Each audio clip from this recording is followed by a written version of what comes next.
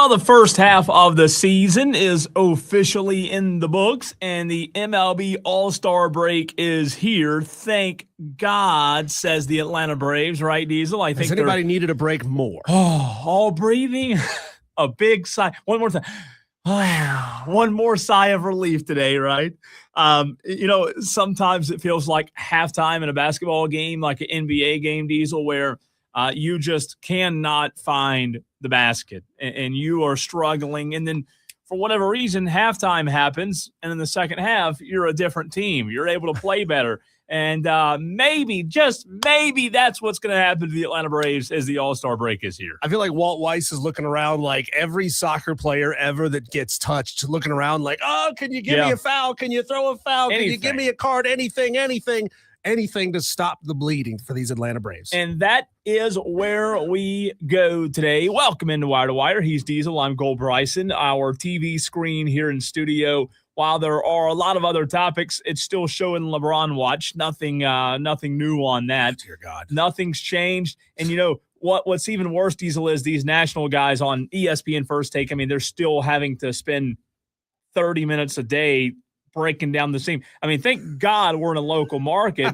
Imagine doing this for 2.5, 3.5 weeks, having the same conversation over and over and over about LeBron. I mean, how many times can you have one conversation? Was he going to go to the Cavaliers? Or is he going to go? Maybe he's going to go back and play for Spoelstra again in Miami. Maybe he wants to go win right now in Philadelphia, break the curse of the whatever. Maybe he wants to go play with his buddy Steph in Golden State and not even have to move out of California. Dear God, LeBron, you find a way. Because I know LeBron James listens to the show. He's a big fan, Cole. You find a way to make everything exhaustingly about you. Well, it's Jerry Jones-like I said last week.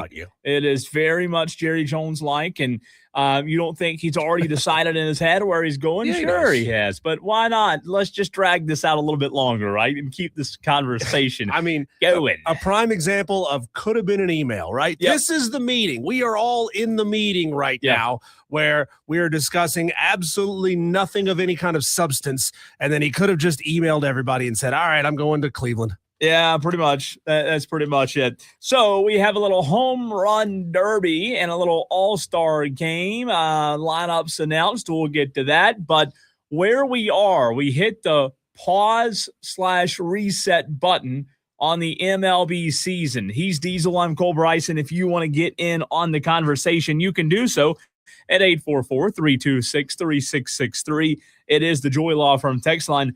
We'll get into the Braves and the All-Star selections and biggest storylines and stuff from the first half of the season in a minute, Diesel. But I was thinking this morning when I woke up about the Atlanta Braves.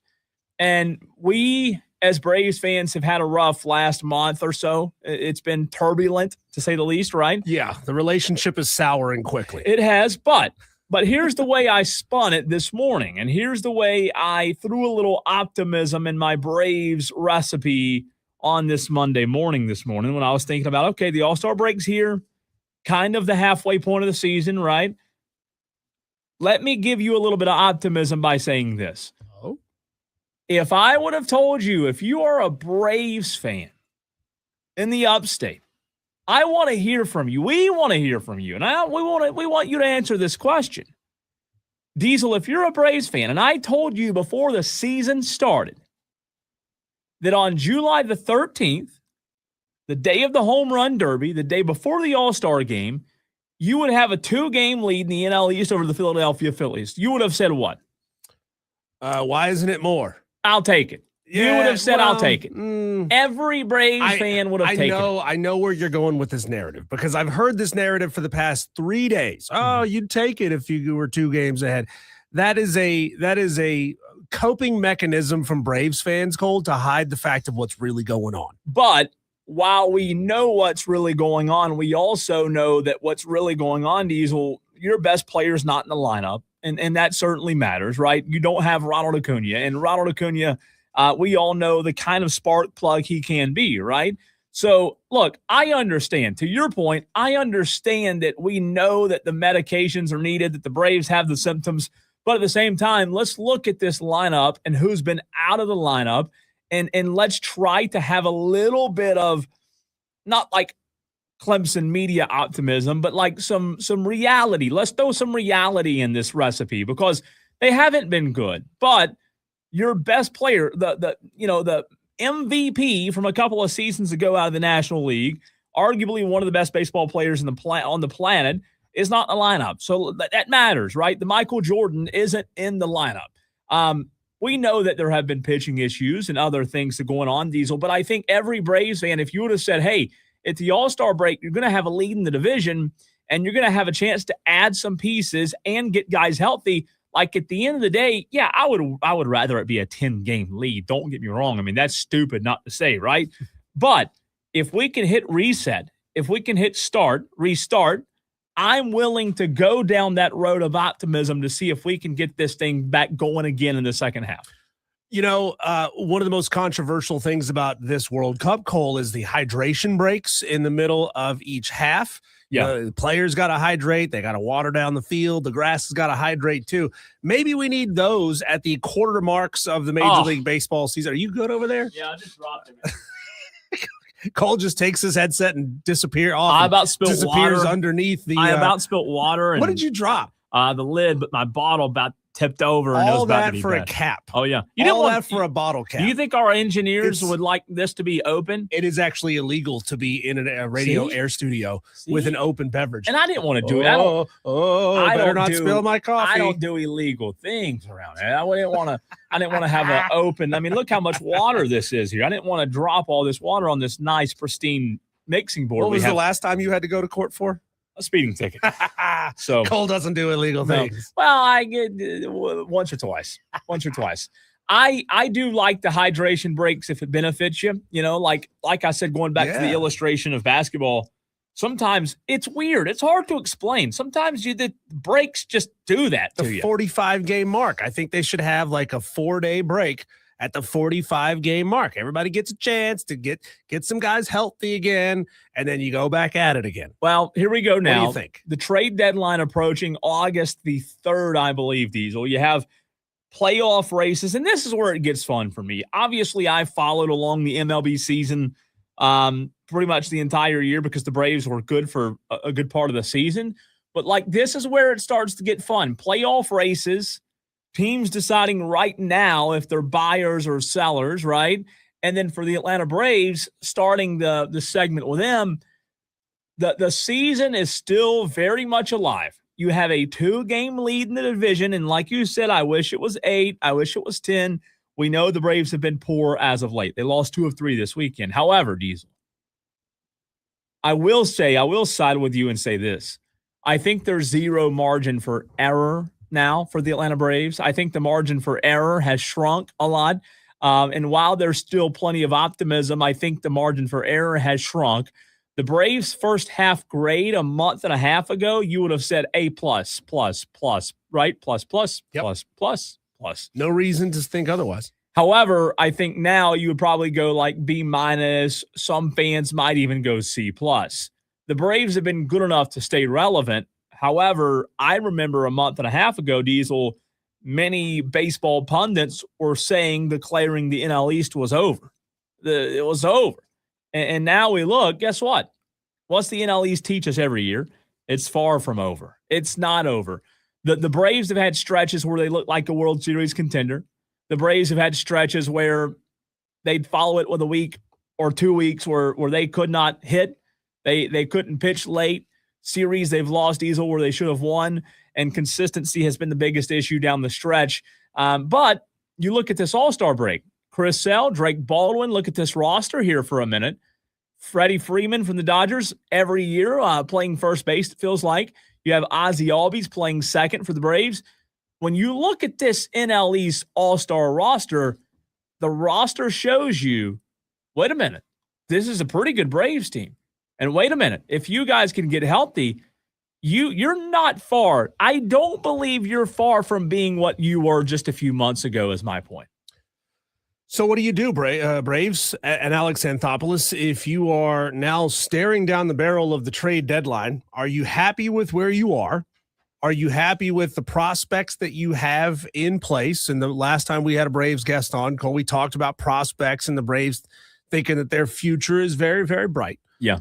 Do you feel good about where you are in the reconstruction of this early season lineup? If you can get that lineup back, you don't have to give up too much in the way of prospects. Or is this a win now kind of team, Cole, where you are willing to give up some of those prospects, maybe move on from somebody in your lineup to go get a guy that will help you beat the Dodgers and make it to the World Series? Well, I think when you look from a national perspective, Diesel, I think the Atlanta Braves are one of the more intriguing teams in Major League Baseball, because a month and a half ago, you said they were this far away from being a World Series title contender. It's true. They beat the Dodgers 2-3. Now they don't look like they're close to that. I don't think they're far from it. So to answer your question, I was reading an article earlier today from Yahoo Sports, and it was talking about the Atlanta Braves being a team to keep your eye on, given their pursuit of a potential arm, right? You have the surging Philadelphia Phillies. We talked about the 2-game lead. But right now, what the situation is, the Phillies, Diesel, have a better starting rotation than the Braves do. And I think that should, I don't know if it will, I think that should force Alex Anthopoulos to roll out, force his hand in a meaningful trade. You've had a plethora of injuries in the rotation, right? I think if you're the Braves, to answer your question, and we touched on this last week, I think you do seek out a veteran arm that can take the ball every fifth day and give the Braves a chance to win one game.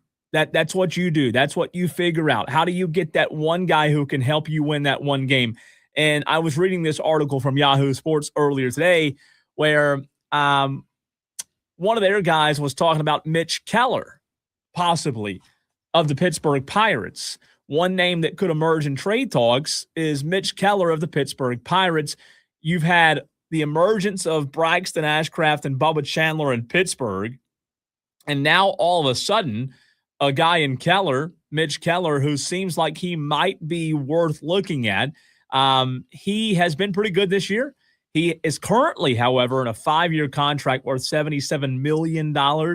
So if the MLB playoffs, going back to your original question, were to start today, Diesel, the Braves rotation would be Chris Sale, Bryce Elder, and Grant Holmes. Sale, of course, has been really good this year. He hadn't gotten run support. Mm-hmm. But the Braves, when you look at those other two options, they're not – I mean, you saw Hurston Waldrop come up the other day and look pitiful. Yeah. And now J.R. Ritchie's coming back into a starting role. So there's two spots there they have to figure out. And he's looked very iffy. Very iffy.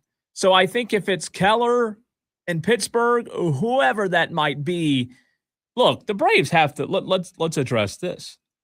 The Braves have to reach the playoffs first before they worry about making a run in the playoffs.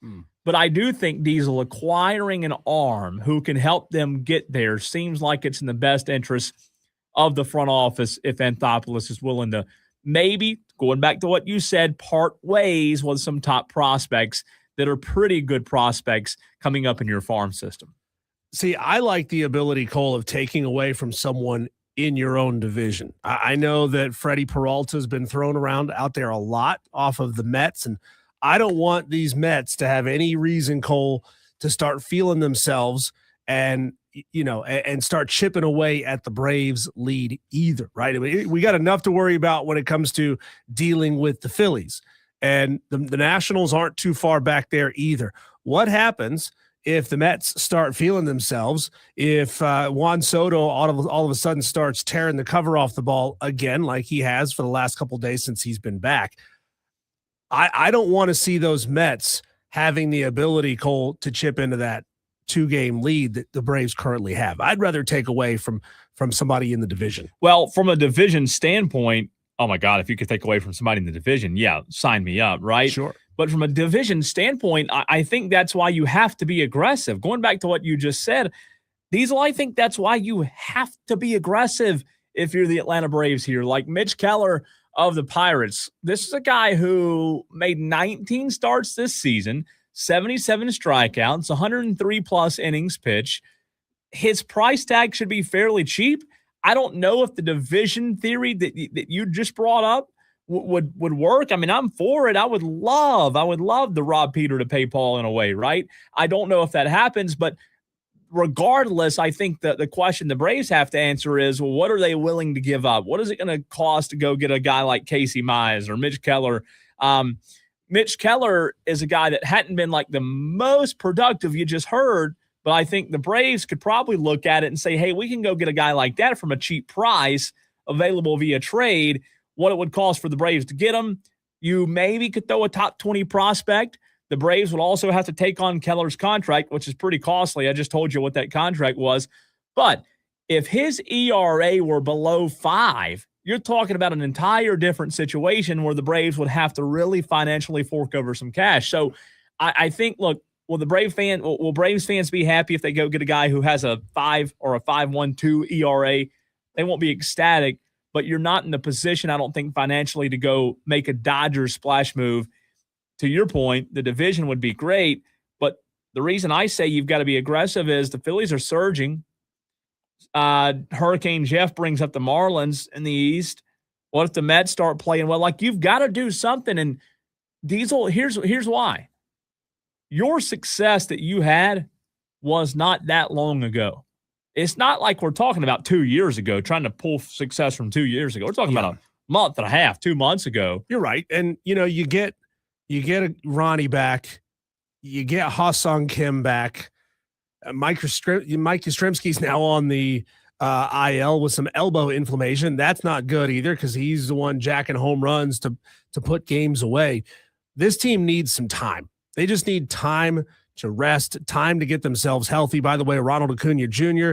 supposed to start his rehab assignment today in the Florida Complex League. He'll be down there at the same place as Ha-Sung Kim, by the way. Both of them in the rookie level Florida Complex League starting on their 10-day rehab assignment. So that's really big. Good news for the Braves. That's really big. And to the point about Acuna, that's where this conversation really starts and ends. Okay? Like, that's where it starts. That's where it ends. When he's healthy, we saw him start a little slow this year, but when he's healthy, the offense looks different. Pitchers, Diesel, have to approach the lineup completely different when he is healthy. The energy changes things. Atlanta's just simply a different baseball team with him healthy, even if he's not playing at his best. And I think that so much has to do with the inconsistent offense that we've seen at times as well this season. Considering the fact that he is the spark plug that he is, and I know we've had lots of conversations about Ronnie the last couple weeks. You were saying, hey, is it time to maybe go ahead and move on from Ronald Acuna Jr. in a thought experiment before he got hurt? And then obviously that sort of proves your point of like, hey, this guy is fragile. We cannot, count on him being out there in the lineup every single day. The money is not there, obviously, to essentially have him be just a DH, Cole, but how fun would it be? How great would it be if you could find somebody else to go out there and play right field who's a lockdown defender and just have Ronnie in the lineup? Because clearly there is some magic in that old silk hat when he's out there on the field and he's a part of this lineup, but you don't want him, running and cutting and doing all the things that you do as an outfielder. I just don't think, and I'll kind of put a bow on it by saying this, I just don't think they're that far off from being back what they were. I know that, like, this weekend was bad. They lost 2 of 3 to the Cardinals. They barely won yesterday. Good team. It took an error for the Braves to win on Sunday, which you'll win anyway. You can take them, right? But at the same time, I just don't think they're like so far off. And I've been very down the last few weeks and month and been very upset, but you just get healthy. You see if in a month from now anything's different. Nobody's really taken control of the East. You had opportunities, and you were up 10 games or so in the NL East. And the Philadelphia Phillies have surged, so you give them credit. But, like, one thing that I'll say about baseball, Diesel, is we've seen it already play true this year. Does what's happened mean things? Like, does it have meaning? Yeah, it has meaning, but at the same time, just like the Braves were really good, that changed. The Philadelphia Phillies were really good. That could change after the All-Star break. They could lose 7 of their first 15 games. I'm just saying baseball is a weird game, and my point is, yes, you want to be a contender. You want to make moves at the deadline because you don't want to look back and wish, look at this. Look at this division. It fell apart right there at the end. Only if we would have made a move, Diesel. Only if we would have made a move so that we could have had an arm or a big bat, right-handed bat to make a run. You don't want to do that. You want to put yourself in position somehow, some way to see if you can just be in position and get hot at the right time like the Braves did in 2021. Speaking of prospects, Cole, and the division for the Atlanta Braves, we'll get into the full lists of the 10 Clemson and South Carolina players who were drafted over the weekend.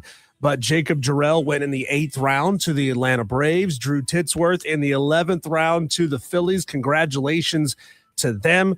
They were not the highest drafted Clemson Tigers players, but those two are going in the division.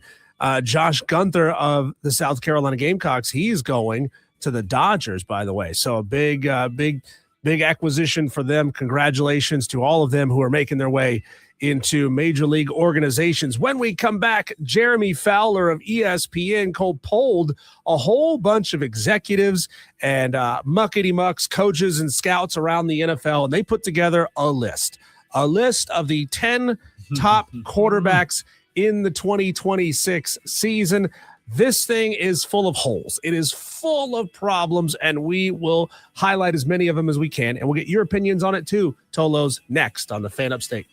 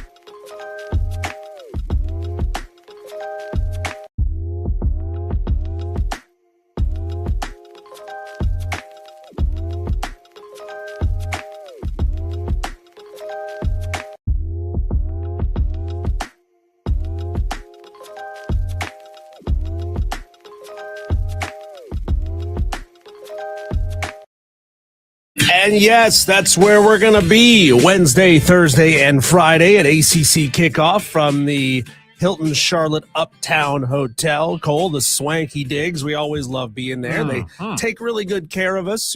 Great spread of food that they got always over there in the little restaurant area. We love spending time. We've got in Charlotte. A lot of guests, 15 we plus guests, Diesel. I mean, we've got kicking off the show Wednesday, Luganville, ESPN. We've had him on the show before on the phone, but in person now. Dabo Sweeney on Thursday.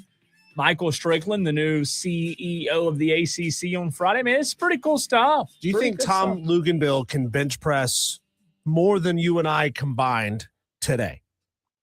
Well, I can't bench much, so you count that out, and then he's a fit guy. He's a fit guy. He's a fit dude. I'd say close. I'd say you could probably give him a run. I don't know, man. I used to be strong on the bench press. I used to have a 300 plus pound bench press. Not anymore. No, I've never been close to that. I mean, I not even close. I will say my first Tom Luganville experience, I was running. I was working for like game day utility for ESPN. On field staff.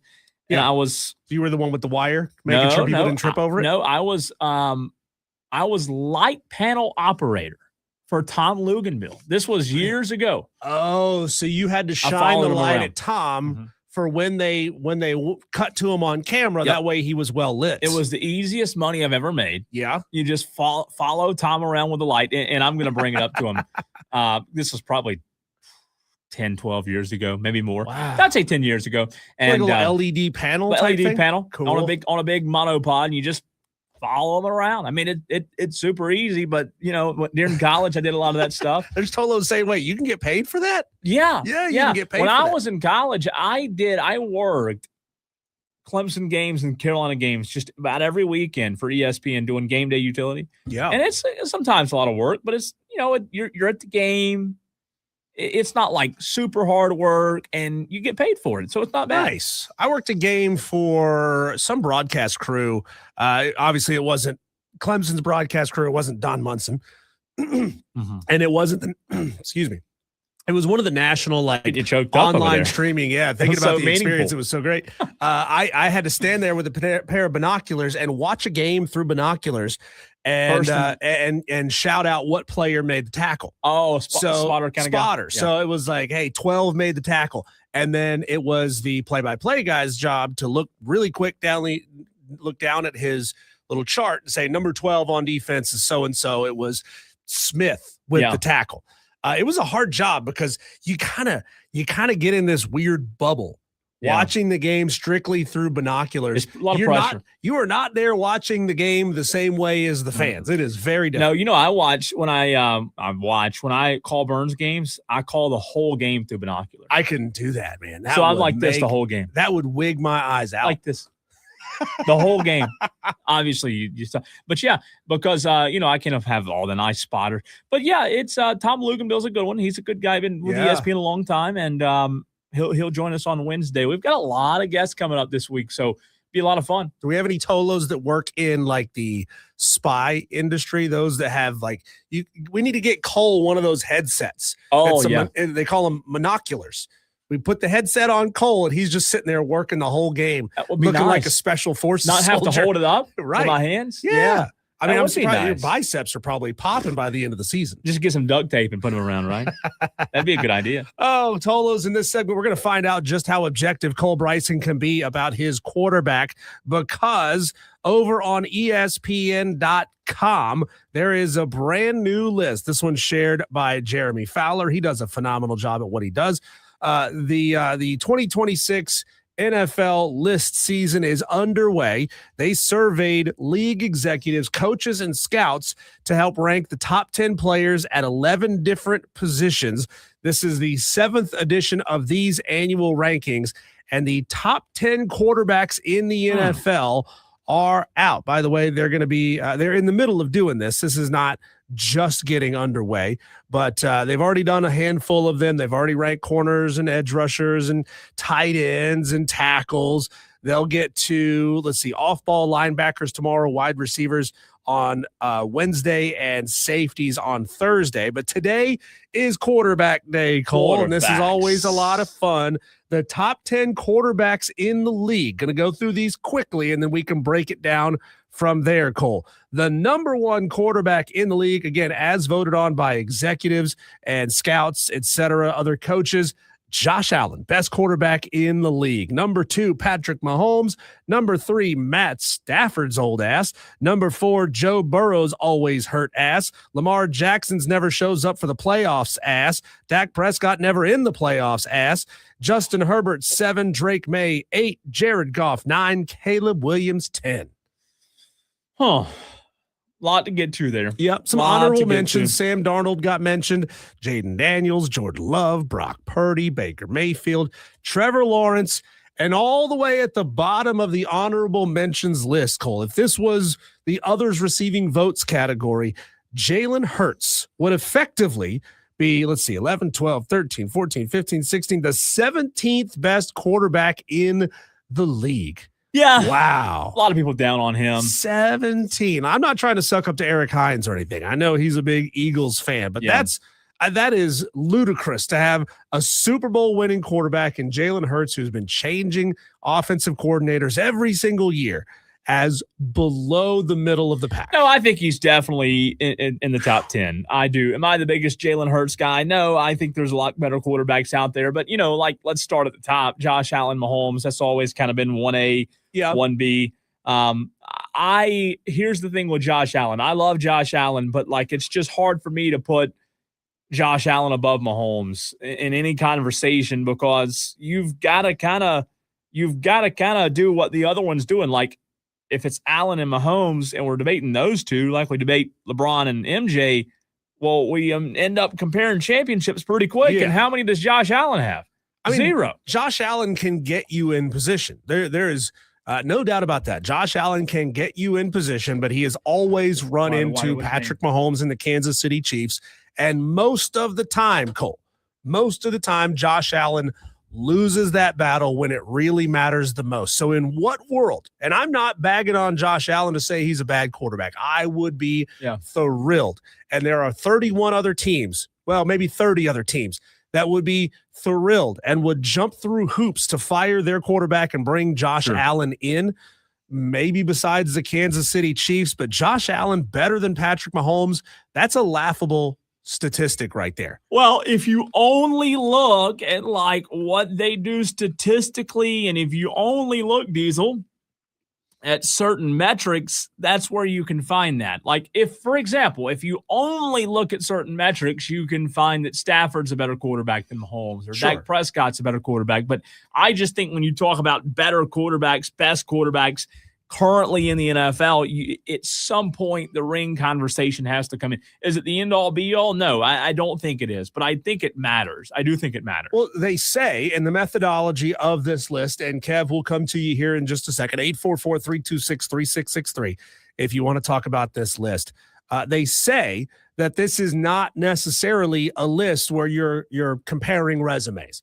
Technically, championships shouldn't matter. They shouldn't be relevant to this list at all. I look at it like this, Cole. If I was a GM and I was looking to make a trade, who would I jump through hoops and essentially sell the farm for to go get as my quarterback? If they were available and it was feasible for me to go get any one of these players, who would I jump through the most hoops to go make it happen? And in no way, shape, or form, and I'm not trying to suck up to Lonzo because, well, technically he doesn't work here anymore.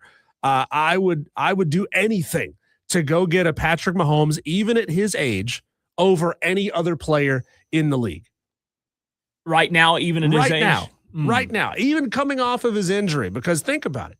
He's been able to weaponize the fact that he knows he is the star of the NFL and that the NFL wants to keep him out there as much as possible, and that the NFL will call extra penalties on your behalf, keep drives alive. I know it's annoying as hell when it's your team losing to that, but would you do anything to have that guy? Think about it. He's going to now, if he's injured, I think he's a smart enough player and probably a petty enough player to use the injury that he's coming off of as a way to bait more calls. Yeah, he could. And look, Just brilliant. It makes me think a little bit. Like, I think I would probably agree with you. I'd still take Mahomes over anybody else. There are so many good quarterbacks out there, and I think that's why this conversation is really tough. Josh Allen, Mahomes, 1A, 1B. If you're going back to the article, you're saying it's not about resumes. So Correct. if that's the case, does it say, did you say it's strictly on statistics? Does it say what it's based on? That's big for me. Like, what are we? Yeah. If it's not based on Super Bowls, you're asking me to react to this list. That's fine. If you want to take Super Bowls out of it, it does make it more fun. If you take Super Bowls completely out of the equation. So this is what the article says here. Quote, "This is not a 5-year projection or a career achievement award. It is meant to answer a simple question. Who are the best players right now?" Okay. And I get that. So that does change the conversation then for me. Right now, I get it. And if you have Allen 1 right now and Mahomes 2 right now, I don't have a problem with it right now. If we're not bringing up rings, that's fine. But at the same time, I'm also going to have guys like Caleb Williams and Dak Prescott a lot higher too. And Caleb Williams was 10 on this list. If we're talking about just right now, today, True. I'm going to have Dak Prescott and Joe Burrow on this list. He's at 4. No, he's going to be Joe's like at 7 4. or 8 for me. Where are you moving Dak to? Dak would probably be 6. I would probably have. Okay. He's already at 6. Okay, I'm sorry. He's already at 6. So Yeah. I would move. I can't put him over Lamar. I love Lamar Jackson. I do. Joe Burrow, Dak would go above Joe Burrow. Stafford's great. I would still take Dak right now over Matthew Stafford. I'd be moving Stafford down the list because if I'm trying to project what he could be this year, at some point, and it might not be this year, he may defy the odds for another season. Yeah. But I got to believe at some point the fall off of the cliff is coming at his age. He's 38 years old? Yeah. I got to believe that at 38 going into the season or 39, I don't know when his birthday is, that the slowdown, the inevitable slowdown will happen. And look, I like Matthew Stafford, but right now today, if I'm having to choose one or the other, I'm taking Dak Prescott over Matthew Stafford, and it's not even close. And I know I'm a Cowboys fan, so you Tolos might say, well, that's why. But like, if we're talking strictly right now, hey, let me go ahead and throw one more at you. If we're talking right now, Dak Prescott's going to be higher than Mahomes. He outplayed Mahomes last year. He outplayed him, and he beat him head to head. Okay. And he beat him head to head. Now we know you're not objective. No. Go look at the stats. Go look at the stats. I mean, stats are important. Yeah. And he beat him head to head. Stats are important. Winning is important. But I'm saying, if we're talking about right now quarterback, if you're talking about right now, you could say Dak's as good as anybody. If we're talking right now quarterback, and I'm projecting, like I said, if I'm a GM and who do I want, who would I jump through hoops to get? I'm moving Drake May way up this list. I would have Drake May over Dak Prescott. Ooh. I would have Drake May over Lamar Jackson. I would have Drake May over Joe Burrow. You are going to get the text. Drake May over Lamar Jackson right now. He got you to a Super Bowl last year. Oh, man. With a nothing roster. Come on. And the roster's that much better this year? It's good. Let's go to the phone lines. Kev wants to weigh in, 844-326-3663. You make what of this list, Kev? I'm not arguing with nothing. Listen, Drake May right now is over Lamar. Come on. Right now, smart is man. over Dak Prescott. No, he's not. Wow. Listen, until you ball out in these playoffs, regular season can kiss my grits. Kev, where can I send the gift basket? Because you're making some real good points right now. Listen, man, like you make all this money in the regular season. Show me what you grinded for all your life in these playoffs. Thank you. And now, is this golf, Kev, or is this a team game? It's a team game, right? I got you. But lead me to that point. Get me there. I'm with you. Do not lead this game letting it be. So if we're talking Drake May, Dak Prescott, what makes Drake May better? He played in the Super Bowl. That's what makes him better. Right now, dude. Played in the Super Bowl. He's younger and he's proven out the playoff and got his team there. He's younger. I mean, I will take a younger quarterback, but Dak Prescott in 2025, if we're just talking about 2025, Dak was better for the most part than Drake May was in every category. What did he do in the playoffs? He didn't make the playoffs. Exactly. So Right is there. so you're telling me that Drake May's a better quarterback than Lamar Jackson? And the end of the day, right Kev. now, yeah, Kev. he got his team Kev. there, man. Kev. He got, and then Kev. Lamar Jackson has had all these years and all these great teams to get his team there, and he can't do it. Oh, He's my like, God. hold up, okay, like number one quarterback, Josh Allen.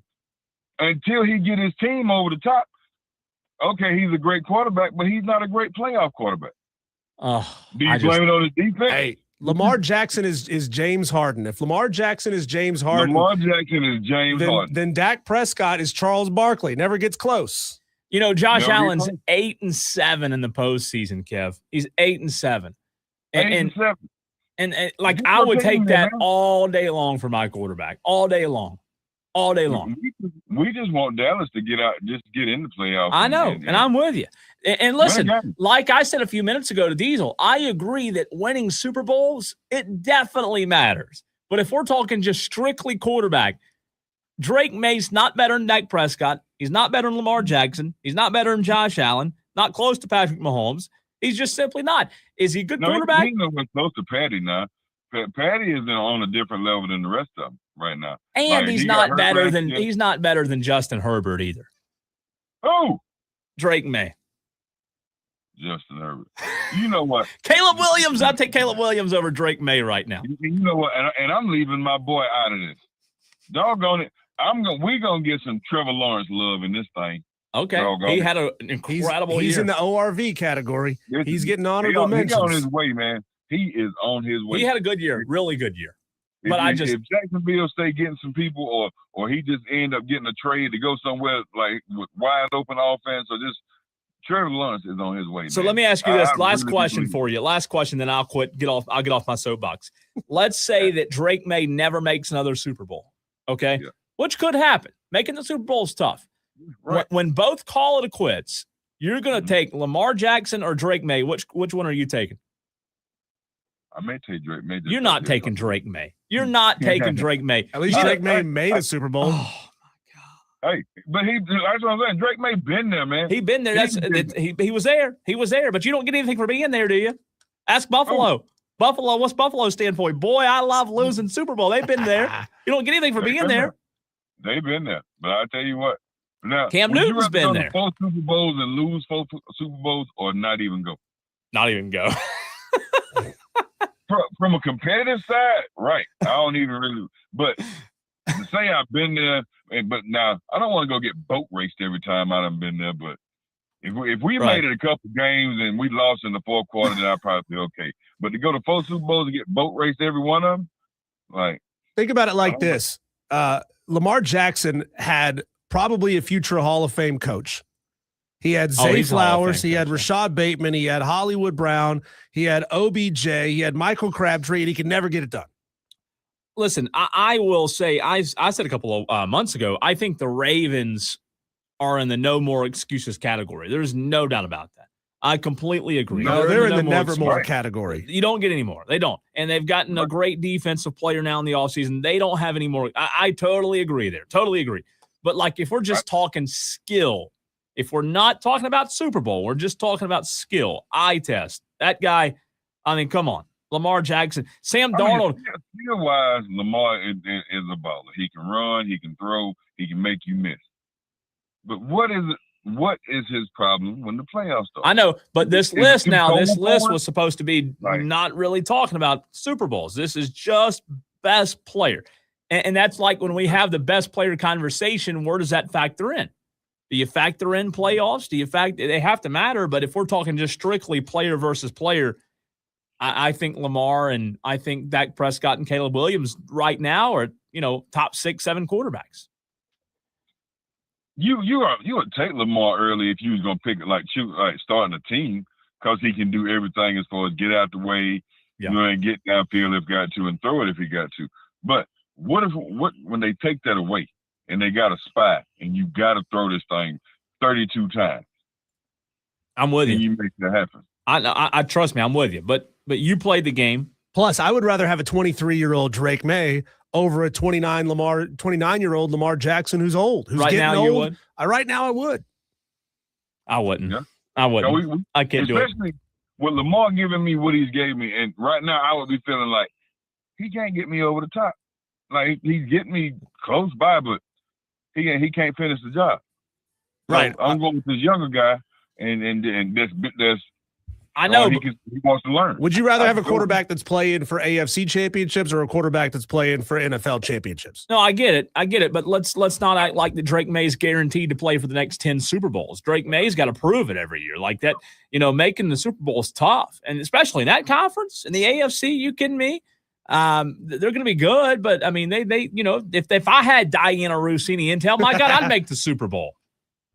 Hey, leave that alone. Sorry, Kev. Always appreciate he's got the call, AJ man. Brown this year too. Things are going to get even better for Drake May. Thanks, Kevin. I can't Great believe call. I'm supporting a North Carolina Tar Heel. Yeah, I know. You and Kev both Tar Just Heel. shows I that should have known. I can be objective. Cole can't. I can be objective. I can look at stats right now and tell you stat by stat that Dak Prescott had a better year. I'm looking at it. Hey, if I'm Dak Prescott, I'm doing anything I can do to get out of Dallas because Jerry Jones has ruined the best years of my career. Well, that's not – I'm not disagreeing with that. But objectively, I'm telling you, Dak had more touchdowns and more yards than Drake May this past year. And a better, but how far did he go? But again, you said we weren't talking about the Super Bowl. We're talking about just player. Just player. Give me Dak Prescott over Drake May. I don't know. And There's give me Lamar there. Jackson. Okay. Y'all better stop that Lamar Jackson hate, really. He won't even finish the season as a starter this year. Oh, my gosh. Won't happen. You kidding me? He'll Final be segment number 7 on this list next year. of hour number 1 next.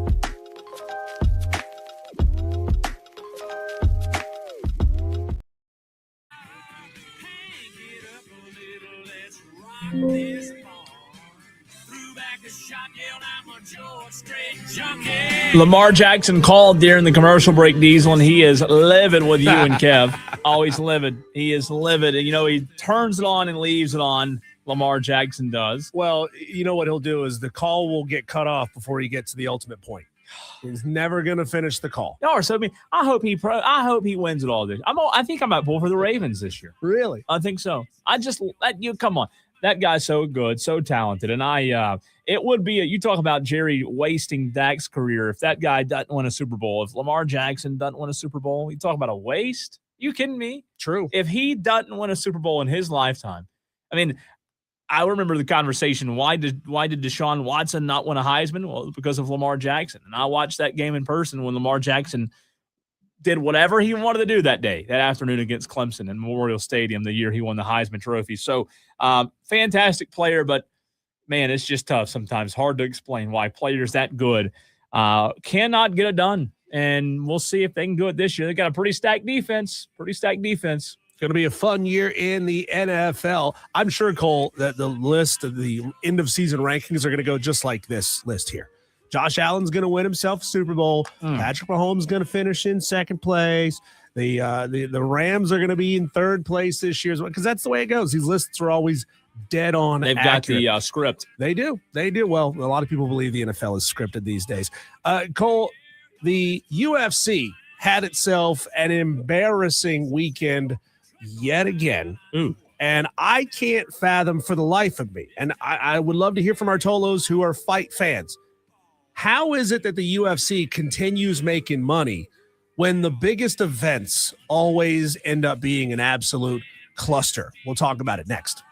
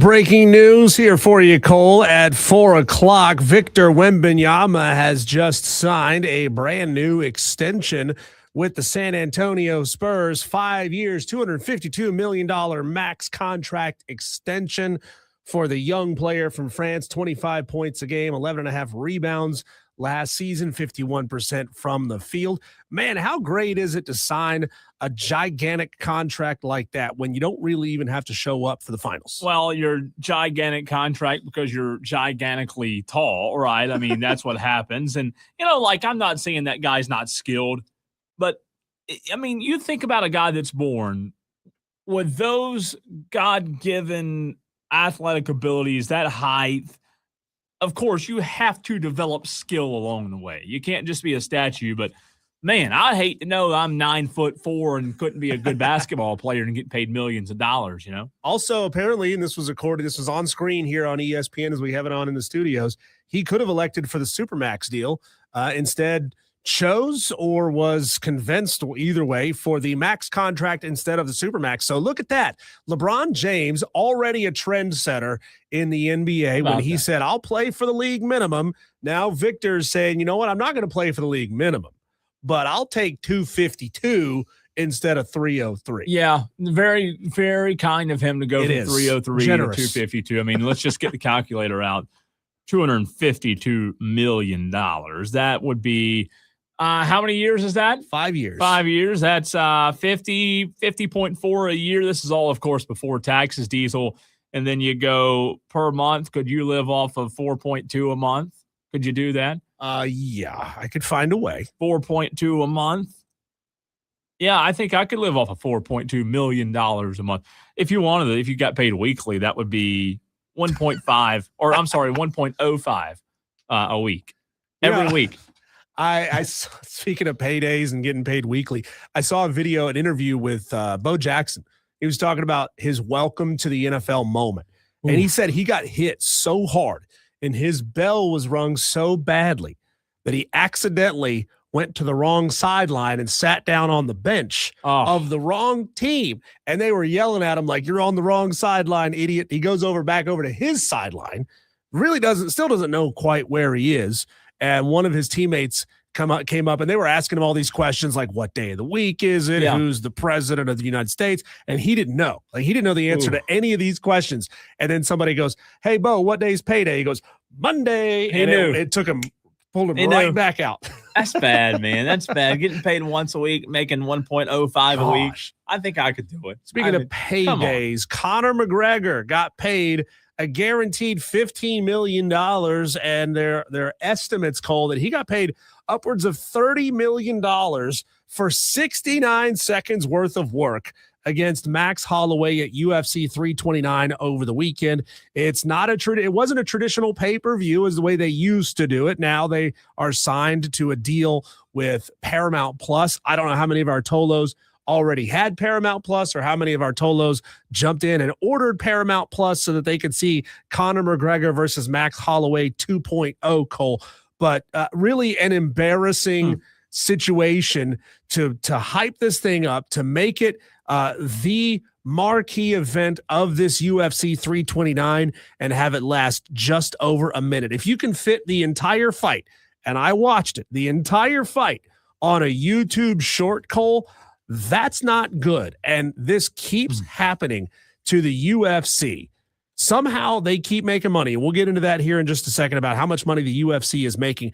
I feel like the bubble is going to burst and the UFC is going to collapse before we know it. Did you watch live? No, I did not. You watched it. Oh, I watched the fight on YouTube. Okay. I watched the fight on YouTube. Yeah.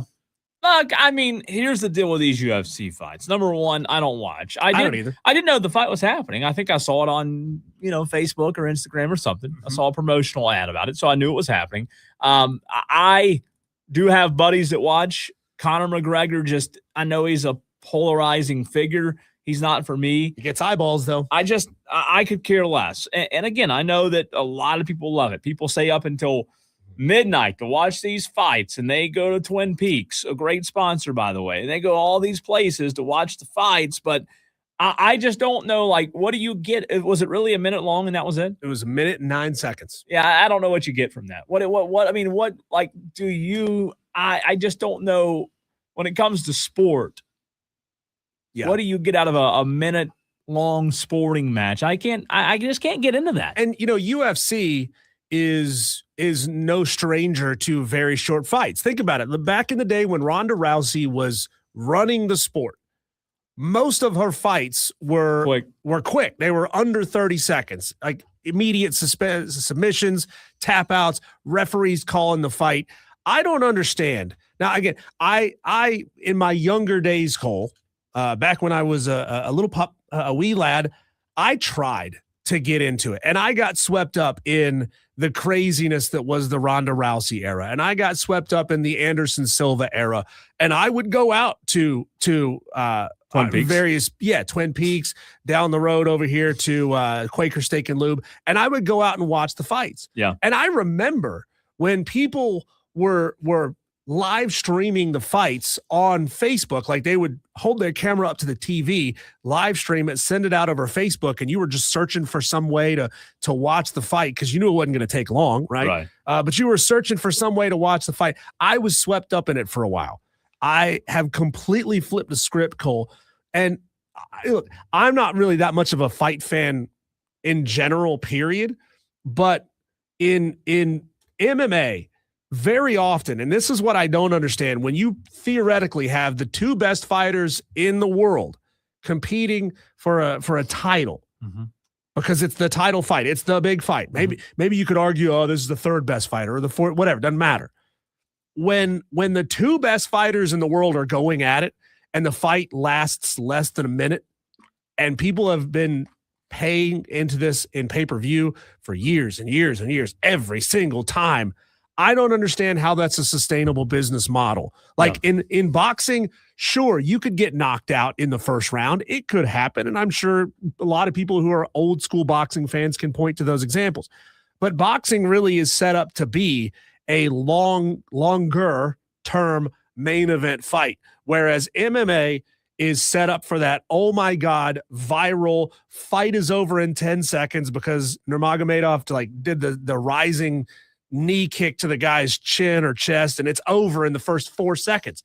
It's a terrible return on investment if I'm a fan.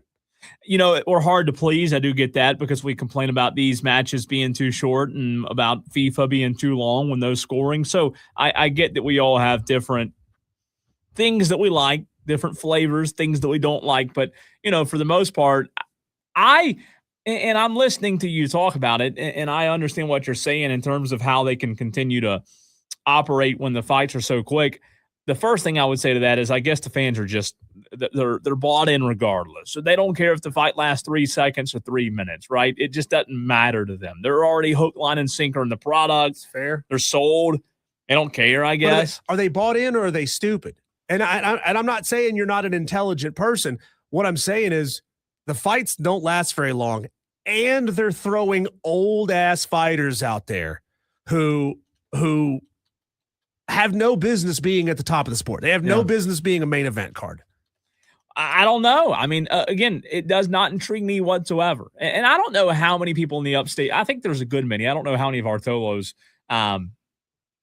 watch, keep up with. And I get the excitement of not knowing how long a match is going to last, and the build up, the anticipation, the excitement. I get all that. And it does take skill. There's a lot of, I'm not saying that those athletes, it does take a lot of skill to do what they do. But I think, I think it's the shock factor. I think when y'all watch those fans that react to UFC and that watch UFC, I think they are in it because of the shock factor, number one. I think that's it. Well, you remember when Adam Silver basically said, it's okay for us to put all of our games behind paywalls because most of our fans are watching games and watching clips on YouTube or watching clips on Twitter.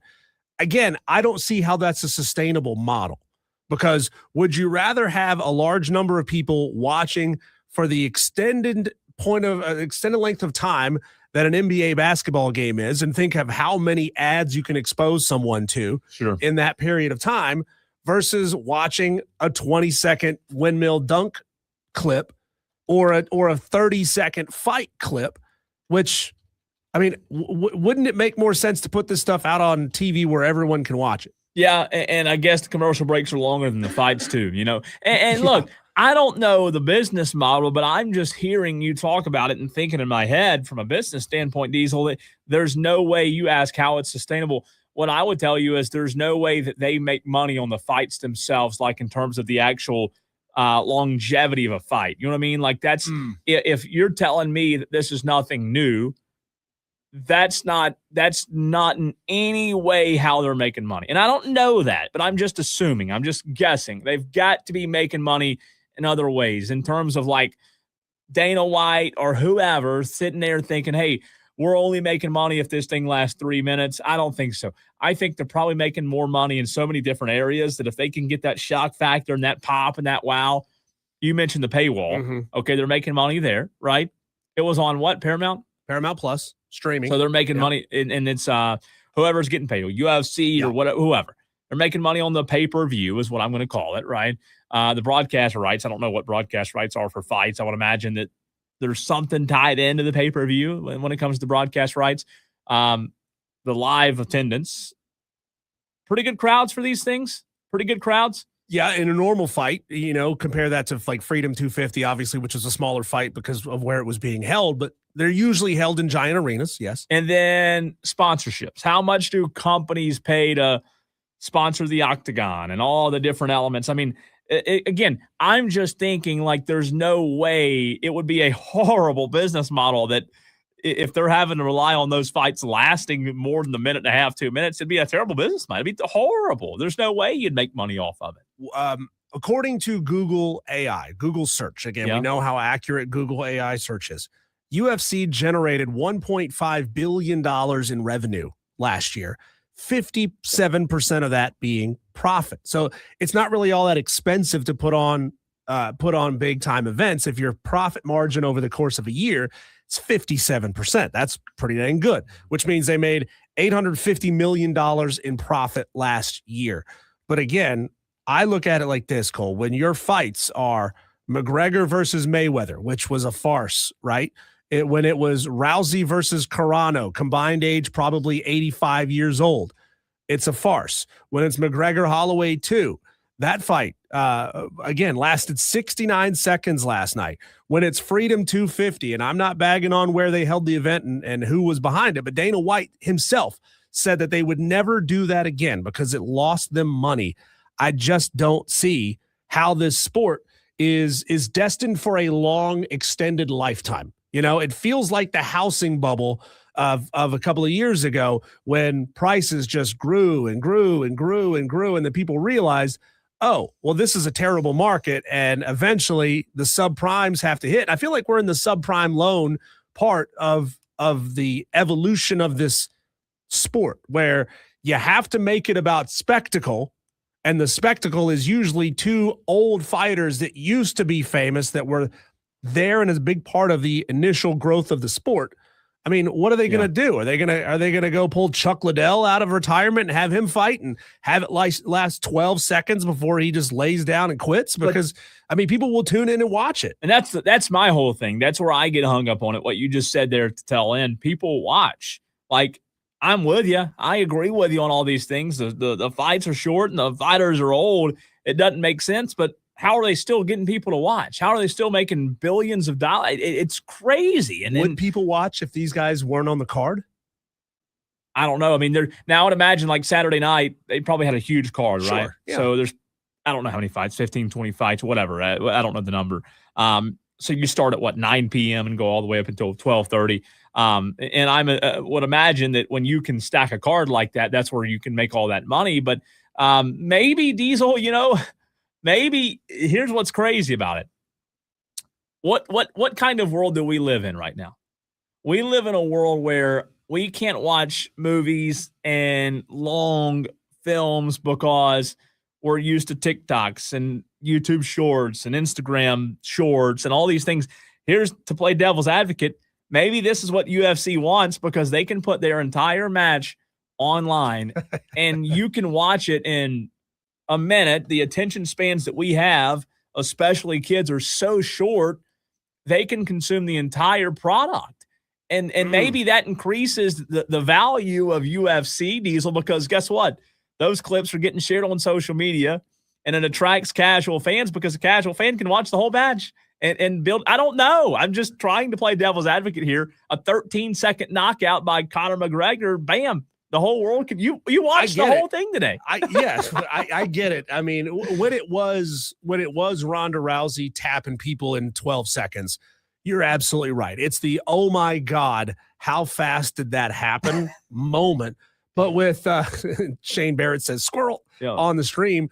With Conor McGregor, I mean, he went out and he threw a couple of punches and he threw a couple of kicks and he laid down on his back and got into his guard or whatever the terminology is for UFC fights. And then eventually Cole, like he like stepped as if he was going to do another kick and just said, nope, I'm out, fight over. Yeah. I mean, that to me is a very disappointing look if I'm Dana White. And I guess from like the star standpoint of it, they're doing kind of what WWE had to do for a little while and just rely on these old stars. I don't know. Again, I don't watch, so I don't want to act like I watch every Saturday night at the local Twin Peaks. But I just from a standpoint of why do people keep going back? I look on social media on the weekends and I open Instagram and Snapchat and Twitter and all these different things, and my friends they're watching, and it's like I don't know, I just can't figure it out. They're watching, they're engaged, they're sharing. A young crowd too, the young crowds, and I don't know what it is that draws the young crowd, but the young crowds are really into it. And you know, I heard a couple of the other day I was at a high school football practice, and I heard a couple of high school football players talking about it, and it's a young crowd that I can't put a finger on why I don't like it, but also why so many people do, because I'm with you. It does sound like it wouldn't be set up for success. Some numbers here for you. Freedom 250 averaged 8.2 million live viewers. They had a global estimated total audience of 34 million, which is record breaking for a UFC fight. Like I'm not sitting here trying to tell you that they're losing money hand over fist, because they're not. I'm just curious about the health of the sport overall. If what we're seeing, the spectacle of old fighters get back out there one more time, is sustainable and viable in the long term. They got to figure out a way to make the younger fighters, which I guess not necessarily the undercard, but the main event card, the fights there as the big deal. And if you want to have, McGregor Holloway 3, because earlier today, Conor McGregor said he's going to undergo surgery and he's going to come back. If they eventually set up a 3.0 fight of this, don't make it the main event. Make it the first fight in the card. Make it be the thing that sets up the main event rather than the main event. I will say this. For those that do watch it, I think it takes you being all in on like the sport itself, regardless of if the fights last 15 seconds or 30 seconds. Once you're in, you're hook, line, and sinker, and it's interesting. It really is. Tolos, let's talk Clemson. Clemson ACC Media Days. Clemson's having their Media Day tomorrow. A lot to get into. Also, what happened over the weekend when it comes to the Major League Baseball draft that we need to touch on from an in-state perspective. Grayson Mann, good friend of the show, joins the show live next right here on the Fan Upstate.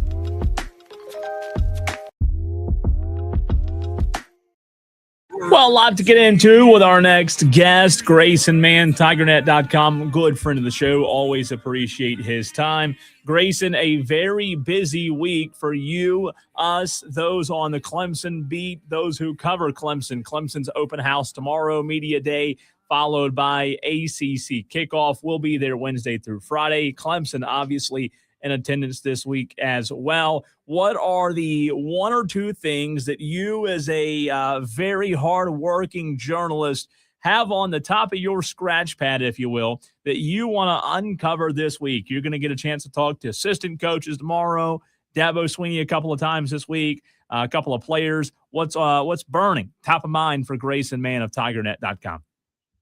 Well, what's been on top of my mind all summer is that I missed you guys. Oh, stop it. Stop it. You don't have to butter us up. Just because you're going to see us over the next couple of days, you don't have to butter it. We don't have any cash. We ran out for our, Oh, really? Our allotment of cash is gone. But that we love you too. Well, I would say, guys, just to start off, I think the difference between this year and last summer is the perception, right? And I think for Clemson, it's such a interesting spot for them to be in, where we sat at that table last year in the Hilton Uptown Charlotte Hotel and talked about, okay, how many games is Clemson going to win? Is this more of a formality for them to get into the playoffs? And I think this year's a little different, where you have so many different questions. And part of my plan this summer was to figure out, let me go to so many different voices and see, well, what's the consensus on Clemson? And the vast opinion is they don't really know.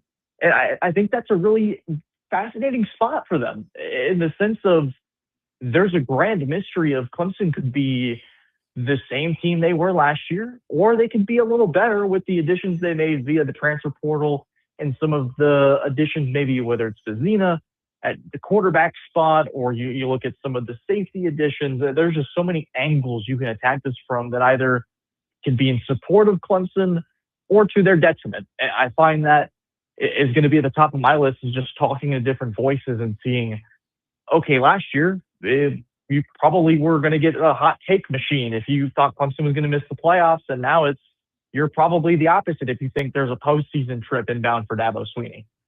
Cole, I know why Grayson came in with so much positivity and a smile on his face. He was listening to that first segment where I said Drake May was massively undervalued, and Drake May should be listed as a top 4 quarterback in the NFL this year. There it is. That's what it was. There it is.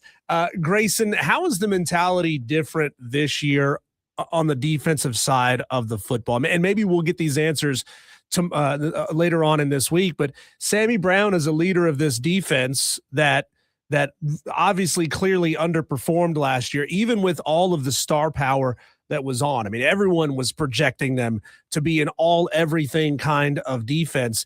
How is Sammy, now that he is in a leadership role on this defense, how is he kind of building the mentality around this group differently from last year? I think the PG version of it is they're pretty ticked off. You have a team that went 7-6 last year.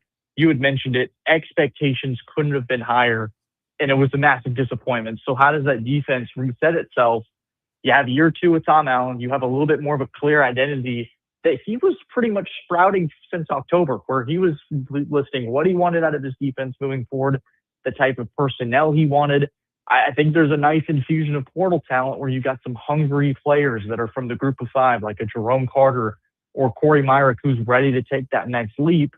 And you mesh that with players that got their tails kicked in a lot last year. Will Heltz, who came to Clemson to win and didn't do much of that in his first year with the Tigers. So I think you have a different energy heading into this LSU game, where last year you were the hunted and now you're the hunters, which is a spot Clemson hasn't been in, frankly, in over 15 years. Grayson Mann, TigerNet.com, joining us right here on the Fan Upstate. What assistant coaches do you feel like, and I know Chad Morris at offensive coordinator is going to get a lot of talk, a lot of buzz, publicity, but what do you look at as immediate impact kind of guys, assistant coaches hire or assistant coaching hirings that you think will impact this football team sooner rather than later? And one of your answers can't be Chad Morris, just for the fun of it. So I just to reiterate, Cole, any assistant coach on the, not like a recent hiring, but just sort of anybody. Yeah, no, any of them. I'm really looking forward to hearing how Nolan Turner has sort of molded himself as a first-year coach. We got to see him during Dabo Swinney's camp. Very natural when it comes to that position, just the intelligence that he carried himself with when he played during his Clemson days. So that's one that I'll be watching. But I think one of the mainstay coaches that is going to have a lot on his shoulders is Tyler Grisham. You have Bryant Wesco that's coming back, who could have been an all-ACC player had he stayed healthy and appears to be ready to go, according to his own words and the podcast that Clemson runs. But you pair that with the TJ Moore and this trio of freshman wideouts that received a lot of praise and certainly a lot of analogies from Dabo Swinney talking about them being these dirty Chevys and now they're Malibus. And we'll see what kind of analogy he has ready for them this summer. But ultimately, I think that's a position coach where Chad Morris's offense is all about getting the ball out to his playmakers quick and precisely. I think this is a big year to maybe prove that development market that Grisham has had. He's been crushing it on the recruiting scene. Can he bring a couple 1,000-yard receivers along with him this year to perfectly mold with Chad Morris's offense? That's who I'm really looking forward to talking to tomorrow. Talking to Grayson Mann of TigerNet.com. Grayson, you're a little younger than me, so you may not know this reference. You may not get it. But there's a famous line from a Dr. Dre song where he said, y'all going to mess around and turn me back to the old me. And there's a lot of people who want to see Dabo Swinney morph into something he's not, into the new era of college football.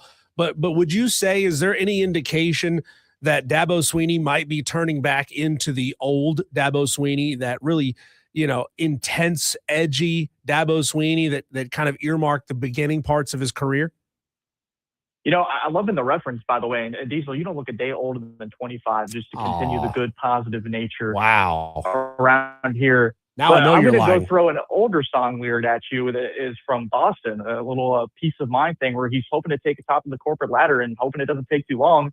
I think there's that kind of mentality for Swinney to get back to that top. And you had sort of seen it this summer. An occasional he'll burst into the media room during the Swinney camp, and just a little sharp reminder of where Clemson stood in the recruiting rankings. And I think it's sort of translated this offensive momentum or this offseason momentum, where he feels like Clemson is a little undervalued. I think that's just where he wants them to be as they try to make this climb back. And so 25, it's such a different world where the team sort of crumbled in from expectations, but maybe a team with nothing to lose, a team that could go into Baton Rouge with a little bit of an edge. I think that's a perfect spot for Swinney to be right now in his career, in this stage where you won't be hard-pressed to find some doubters, where it feels like a decade ago he was at the top of the world. You've gotten a little bit of a different, more modern Swinney, but I think you still have that edge that defined him early in his career when he was still talking about the D-plus hire that ESPN gave him. I think that you have a healthy mix of that, and partially I think that can define a lot of what Clemson does this year. Grayson, I think that's a point that I've kind of gotten hung up on a lot this summer, what you brought up there with the recruiting rankings and the momentum and what Dabo's done recently in recruiting, because it has been good. It has been positive. But I guess I'm fascinated by Clemson fans' excitement about ratings, which is good. Recruiting, you want to have good recruiting ratings and rankings, but like how fast that tapers off if what happens in Baton Rouge don't go real well. Like all that's fine and dandy. And I'm not saying it's not important, but like ultimately you're judged on what happens on Saturdays. And while Dabo's been doing well in the recruiting ranks lately, what happens on Saturday night in Baton Rouge in early September's how he's going to be judged. And a couple of weeks later when they play Miami's, how he's going to be judged. Do you think that's something that you'll continue to hear about as the season goes on? Or do you think if Clemson comes out and fumbles on the opening drive in Baton Rouge, then the talk about the recruiting rankings is going to go by the wayside pretty quickly? Well, I think that it's a great point to bring up because you have the offseason momentum and you have the tangible results that fans have been clamoring for. The number 8 ranking on Rivals or 247 Sports doesn't hold a candle to potentially upsetting LSU in Baton Rouge. So I think that there's a portion of this fan base that's been a little hesitant that, yeah, you're still selling an idea of something, but it's one thing to sell this idea, and that is probably where this recruiting is coming from, but it's another thing to translate that onto the field and actually produce results to that idea. So I think for Clemson, it would be such a big deal for maybe not necessarily winning Cole, but I think leaving that game on Saturday night saying that Clemson belongs out there. You don't want to have a 51-14 result, or even in 2024 when Clemson got embarrassed in the opening Aflac kickoff against Georgia, where it was 30-3 and the offense couldn't move the football. I think you want a little bit of a balance where maybe Clemson doesn't beat a Miami that's a super team. Maybe they don't beat a Lane Kiffin offense. I think the goal, and I talked to a couple ACC sources about this, I think the goal for Clemson, even in that stretch, is to prove that there's progress being made. Not a blowout, maybe an upset, but maybe something in the middle that shows that things are moving in the right direction. Maybe it's not about the win in this case, guys, and maybe that's not what Clemson fans want to hear, but I think it's a different era right now where maybe you're 9-3 at the end of the year and you go, progress is being made and it's going back in the right direction versus being stagnantly stuck at a 7-6 that is pretty miserable to be in. Grayson, as you read between the lines of the personnel that Dabo Swinney is bringing with him to Charlotte later on this week, I mean, other than the fact that, you know, we all know that the quarterback position is still up in the air and it's not 100% certain that it is Christopher Vezina's team, even though we all know that he's going to be starting in week 1. What sort of message do you think it's sending to the team inside the locker room that 2 out of the 3 players that are coming with are defensive guys? Yeah, I think that's what the team's identity is going to be this year, regardless of who the quarterback ends up being between Tate Reynolds and Christopher Vezina, is I think Clemson's going to have to win a certain way. And you're going to have to do that through your defensive line via Will Held. You're going to have to do that via your All-American linebacker, Sammy Brown. And then, of course, I think Sweeney's also sparing Vezina the 2.5 hours in Charlotte of everybody asking him the same question about his quarterback job status. And I've seen Max Johnson, North Carolina, have to field that for hours. It's awkward. And so I think that you're sparing him that stress right there. But ultimately, I would agree with the sentiment that Vezina is going to walk out there early, but I do believe they're also sending a message is a lot of this leadership and a lot of success, it's going to have to be a lot different from last year where your defense lets you down a lot of times. The defense is going to have to win some games where we circle back to those LSU and Miami games. I think if you and I are talking here, maybe it's the Monday morning or maybe call your text meter in the NFL Sunday about the Patriots winning a game, but you have a side note of, hey, Clemson won that game because of their defense. I think we're going to be saying that a lot this year about the Tigers if success is going to be had. Grayson, we are 54 days away from that Clemson LSU season opener. Where are you this year on predicting Clemson's win-loss record officially? Talk us through, not like what you think it's going to be, but your process usually of doing that as somebody who's on the beat day in and day out. And if this year's win-loss timeline is any different than past years where you maybe you had a good idea by now, but not so sure this year. Where are you at right now as of July 13th? Yeah, and you guys can correct me if I'm wrong just because it was so far away last year. I believe I had them at 10-2 when we sat down in Charlotte. Yeah, close, something close. Yeah, something close. I think the way I try to judge the team is the where you play them, when you play them, but also there's so many metrics with injuries that can happen, and so you have to sort of judge each team as, okay, if there's no way to predict that, right? And so right now my head has been sitting at 9-3. I do think that when you look at LSU and Miami on a talent standpoint, you have to go to Baton Rouge in the opener. I don't think Clemson's going to get mollywopped like the rest of the country believes. 10.5 is a ridiculous number for an opener with those two. 11.5 now. 11.5 now. 11.5. My goodness. I think we would be pretty bad to our audiences if we told them to not take Clemson to cover there. I think just with season opening, the way that things have been ridiculous in the last several years, the sloppiness that we've seen with a lot of these teams, and even a team like Miami that was playing in the national championship was struggling to move the ball against Notre Dame, a team that didn't make the college football playoff last year. So there's just so many factors. Or Florida State, who finished under 500 last year, took down Alabama in week 1. So there's so many factors that we can't account for. I still, though, guys, I think 9-3 is probably the reasonable prediction right now. You probably drop LSU and Miami, and then there's another game. Maybe it's Virginia Tech. I think I have to reevaluate the tape on what James Franklin's bringing to the table. I think they'll be pretty good by the time they get to Death Valley on October 24th and figuring it out. But at the same time, I think if you're 9-3, you potentially only have 2 conference losses. I think that gets you potentially to Charlotte, depending on how the chips fall in the ACC, and potentially a path to fight for a playoff spot. I don't know if you eventually get there because you probably have to beat Miami, which I don't think anybody's going to do this year, gentlemen. with Darian Mensah there at quarterback and the roster that Miami has. But ultimately, right now, 9-3 is where I'm sitting with a chance to win 10 games at a pretty respectable bowl game. Grayson, take us onto campus since the whole Guskowitz turnaround, heading back to Michigan State now with a new president in Ben Ayers. It's been a couple of days since that was announced, and he's said he is eager to get started. What does it mean? It may mean nothing because, this is more on the academic side than anything else. But Ben Ayers, the regime at Clemson, how might that affect athletics?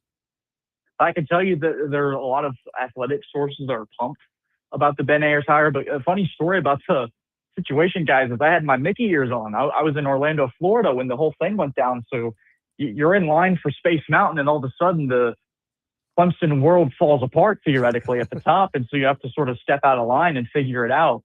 And so that was a little bit of a fun adventure on its own. But I think the way Clemson handled it and the quick manner of how it moved, I think that was the right approach for the university. He obviously had a lot of disappointment there with I think a hire that people, at least on the athletic side, were excited about. And it falls over. He comes back to Michigan State. But the quick nature of how you moved, he appeared to be in line to succeed Georgia's current president. And so you had kind of feel that from their backyard theoretically. But ultimately, I think Clemson made the right move.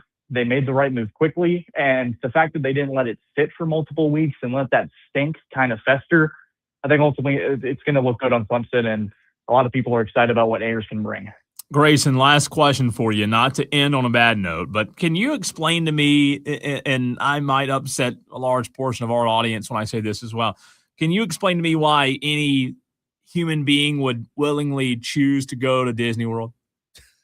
Because it's the happiest place on earth, Cole. Says Come who? on, man. Why is it happy? Me. I mean, what do you do? What makes you happy there? The food, the time with your family, Cole. Well, you can get that anywhere. Food and family. I think it was Visa that coined that term happiest place on earth because they're the ones making all the money, Grayson. Hey, it's a little expensive, but you get together with the folks down at the heat. It's all part of the experience. You get to ride Space Mountain.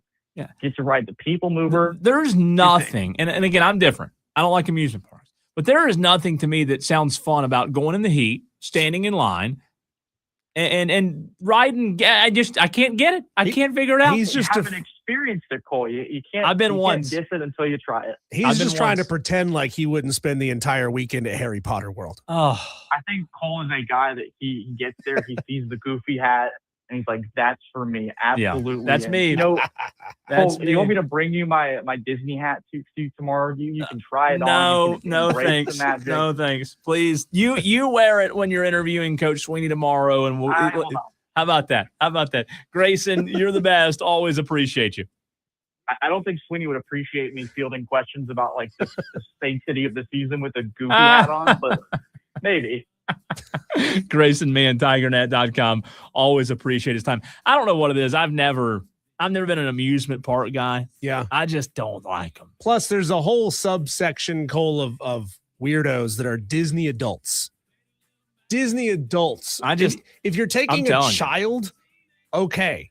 But Disney adults. I know it sounds judgmental, and I don't That's mean a for it cult. to, but it's just weird. Like, it is. is weird. I would not go to Disney World if somebody said, hey, one of your best friends is fixing to die and you can go spend your last week. I'm not going. And it's thousands of dollars to go to Disney. Do we have any Tolos that have been to Disney recently? If you're willing to anonymously tell us how much you spent in total I just have to no go to Disney, I'd love to know desire. that number because I hear it's a lot. A lot. Way too much. Yeah. I mean, I don't get it. Speaking of a lot, Cole, let's get to a lot of sports stories in one quick segment. Our Daily Wires next.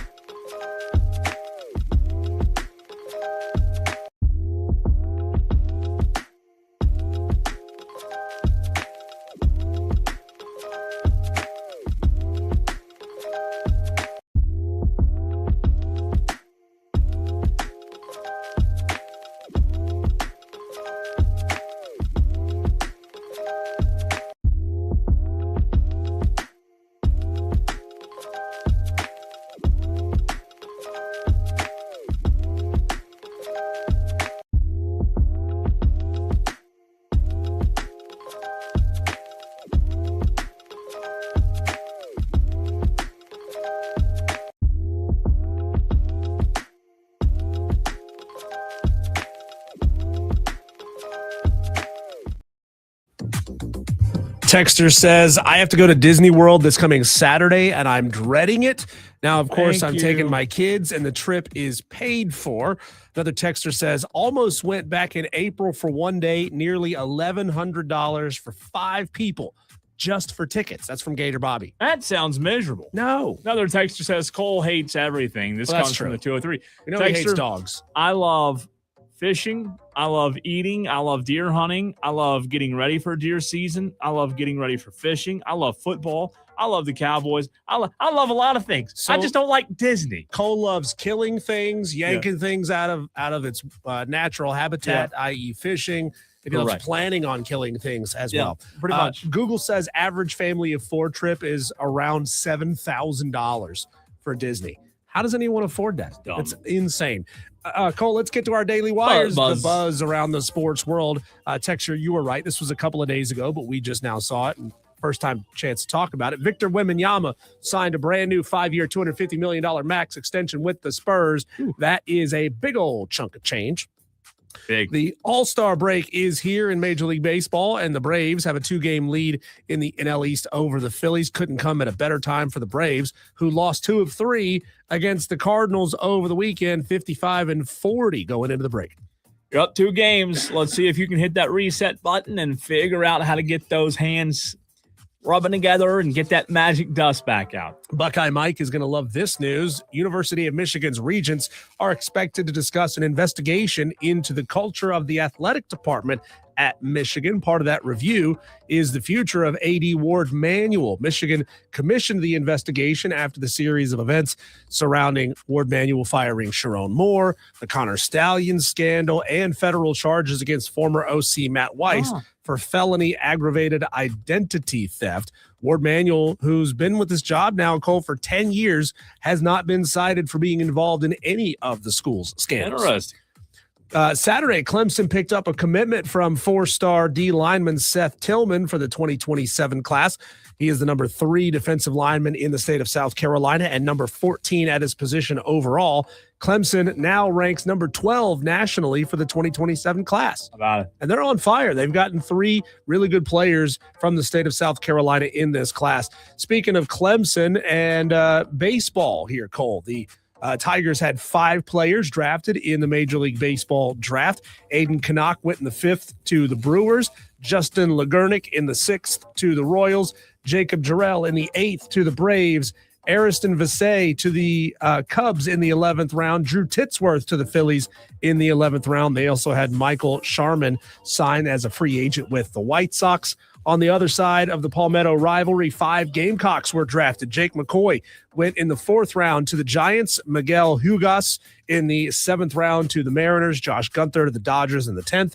Alex Philpott in the 13th round to the Rays. And Elijah Foster in the 17th round to the Guardians. Yeah, also want to give a shout out to Carson Bowman Diesel from Southside Christian High School right here in Greenville. Diesel, he was selected 29th overall by the San Francisco Giants. Oh. You also had Bo Lawrence from Christ Church Episcopal School right here in Greenville, selected 40th overall by the Los Angeles Dodgers. So think about that. 2 kids from right here in Greenville. Wow. It's Southside Christian and Christ Church went 19 and 40. I'm sorry, 29 and 40 in the MLB draft. That's insane. Amazing. Forrest Lowry on the stream says he doesn't go to Disney anymore because he says, quote, I don't fit in the roller coasters It's a anymore. good reason not to go. Cole, this one has me scratching my head. Former Lions corner Terrion Arnold will not need to wear a GPS tracker as a condition of his release, which means he's allowed to continue working out for NFL teams. He turned himself in on June 24th in connection with a February 2026 kidnapping and robbery in the Tampa area. Yeah, I'll be interested to see if anybody signs him. Police in South Africa are investigating the death of World Cup player Jaden Adams after his body was discovered this weekend in the city of Cape Town. Just 2 weeks ago, he was helping South Africa reach the knockout stage of the World Cup for the very first time.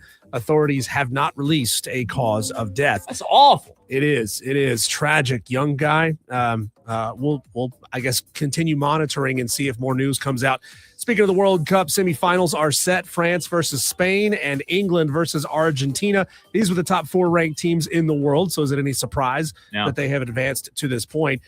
France advanced to the semifinals after beating Morocco 2-0. Spain defeated Belgium 2-1. England came from behind to beat Norway 2-1 in a very contentious game, Cole, where there were a lot of the Norway players looking at a ball that was kicked by their goalie that they thought went off of the overhead camera wire. The referees let the game play on. VAR looked at it and said, we didn't see it hit the wire. England scored on that goal, and that was ultimately the game winner for the English. Argentina beat Switzerland 3-1, scoring 2 goals in overtime.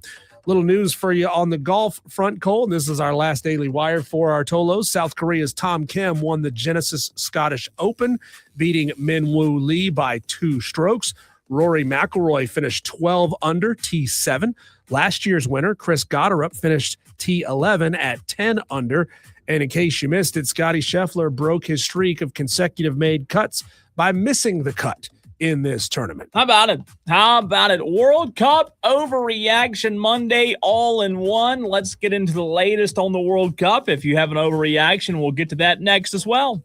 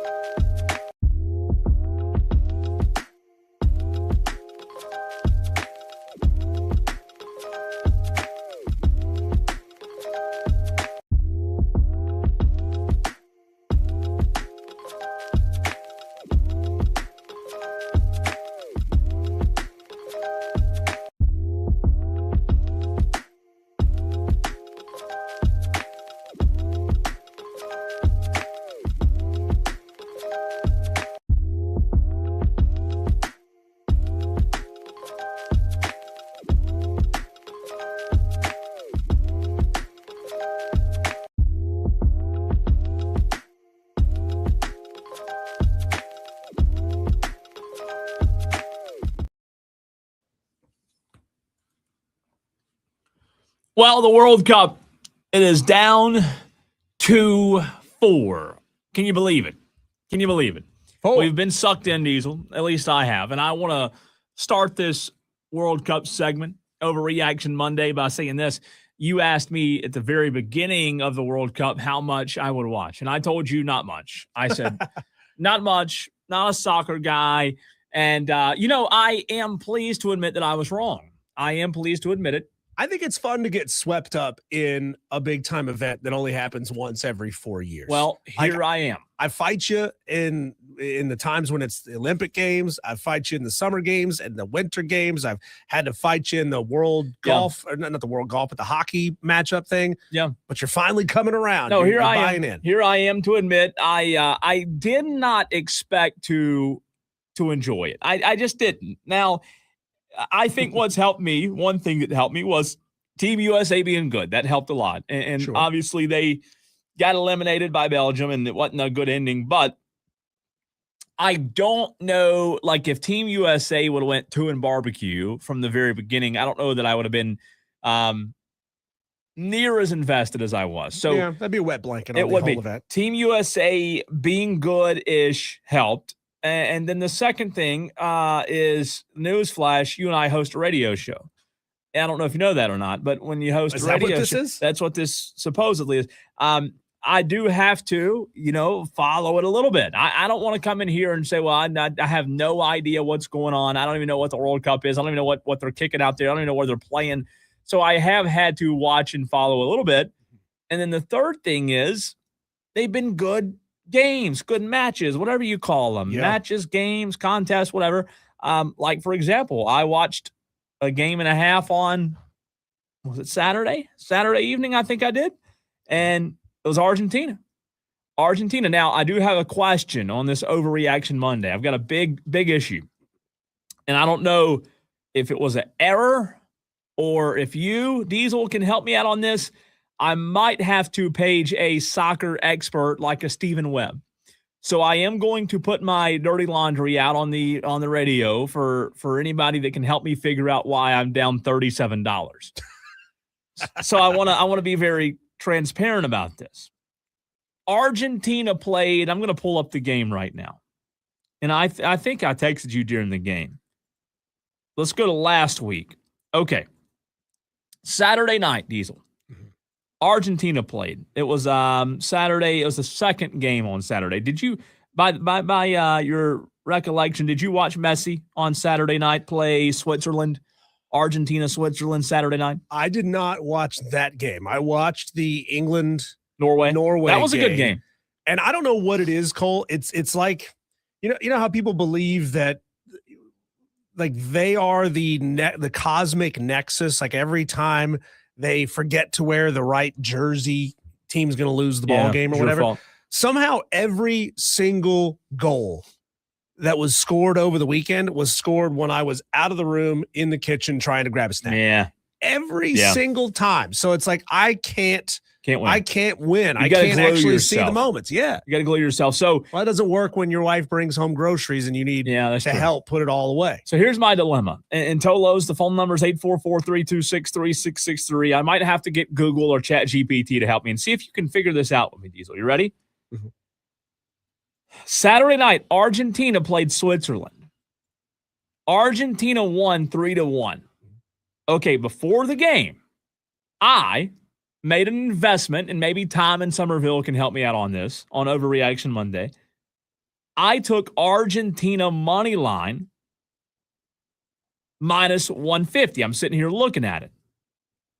Okay, that means you got to bet $15 to win 10. Okay, and yes, right? and in American football, money line means all, like if I bet Jaguars money line, all the Jaguars have to do is win the game. Okay, so if I bet money line in American football, all they have to do is win. Well, I took Saturday night, I took Argentina money line. They won the game. They won the match 3-1. But yet it turned red minus the amount. I just put $37.50 on it for whatever reason. I don't know why it was $37.50. But I put $37.50 on the Argentina money line. Well, I woke up Sunday morning and saw that Argentina won, so I thought I would be up $37, yet I'm in the negative $37.50. So I cannot figure out what I did wrong or if it's an error within the app that I used. But nonetheless, I'm down $37, Diesel, and I'm not happy about it. Is this a soccer thing? Is soccer gambling different than football gambling? We need an expert on this. Google AI says the money line bet in soccer is a straightforward wager on the final outcome of the match. So you should have got paid.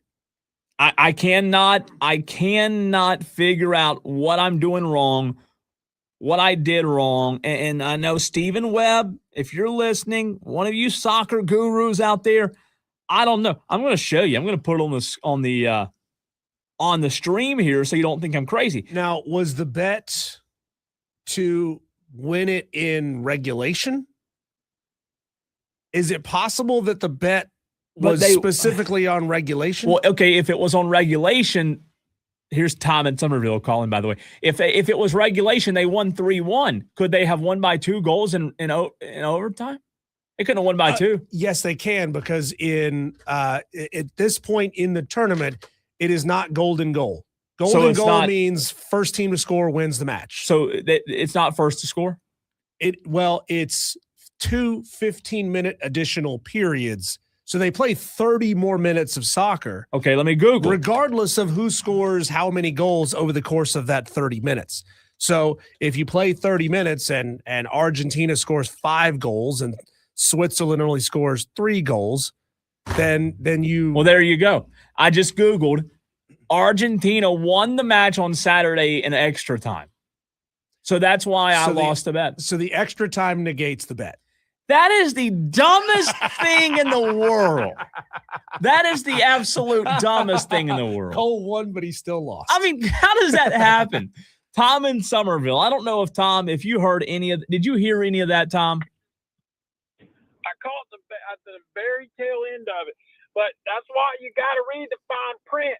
You can't pick win in regular time. You got to do Argentina advances. I didn't see that.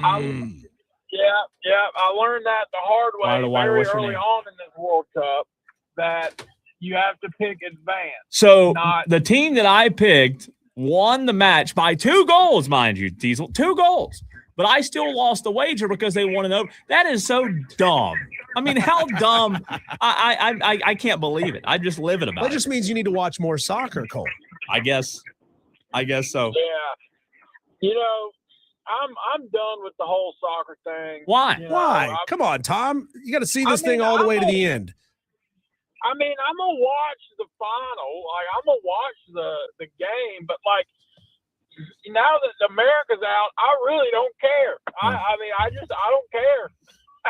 I mean, it was fun, and I mean, trust me, the final few games, they're going to be intense. I mean, Argentina is fun to watch, but I'm probably going to flip through during the first half, and then maybe around the 65, 70-minute mark, I might turn it back.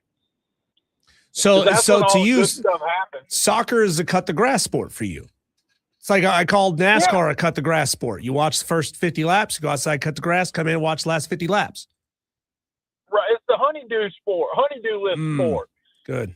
Yeah. Because if you time it right. That one thing I do like about soccer is this.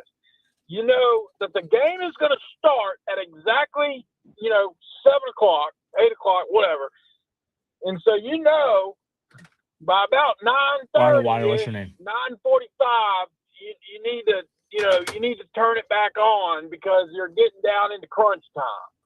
It's not like football where they say the game's going to start at 7 o'clock and it kicks off at 7:25, and you got all the all the clock stoppages in football and basketball. At least soccer, you know where you're going to be at the game, and I do like that aspect of it. I'm with you on that. I'm with you. You're not pulling for a certain team, though, the rest of the way, Tom? I kind of wanted Norway to win the whole thing, but then they got screwed out of it. So, I mean, as long as England don't win, I guess I'll be happy. You know, Tom, I hope that, a lot of people are discovering that in soccer they have sensors in the ball and they can see, when the ball was touched. It's an interesting thing. They didn't see it when supposedly the ball touched the wire over the field. They didn't see it. Why? As Americans, we got to get on top of that. We got to use this technology correctly and use it in football for the goal line. If we have it in soccer, damn it, we should have it in football. I agree. That's one thing that we can learn as Americans is adapt some of this technology. Now, the whole VAR system, some people love it, some people hate it, whatever. But I think there are some things that, TV networks, they need to learn from the World Cup and implement it. Like the nice thing I've learned about the World Cup too is you're not going to watch an hour and a half of commercials every game. You're just not. You're going to get your hydration breaks. That's when you can go out, go to the grocery store real quick if you need to, run out to the truck and grab something. Like you're not going to sit there for 4.5 hours and half the time's commercials. Yeah. Either. Good point. Tom, how invested are you in the rest of the remaining? I know you talk about going home and watching football. Like any other sports happening right now that you care about, or are you only set on football? Well, Cole, you talked about getting your bet. Yeah, so I don't ever watch UFC or I don't. And so all my buddies, they were talking about Conor McGregor. So they told me, take Patty. I'd take Patty. As soon as I take Patty, the bet cashes. And I was like, well, that was quick. So I turn it on, and they're showing him win. So I'm like, all right, now we get to watch McGregor fight. This is going to be awesome. I didn't even get to open my beer before that fight was over. Yeah. And I lost the bet because, he's 100 years old and I had to go out there and tear his knee open. You took McGregor? I did. I don't watch the That's sport. a dumb bet. I didn't know anything about fighting. I just know Conor McGregor used to be really good, and a lot of my buddies were like, there's no way he's going to come back and not win.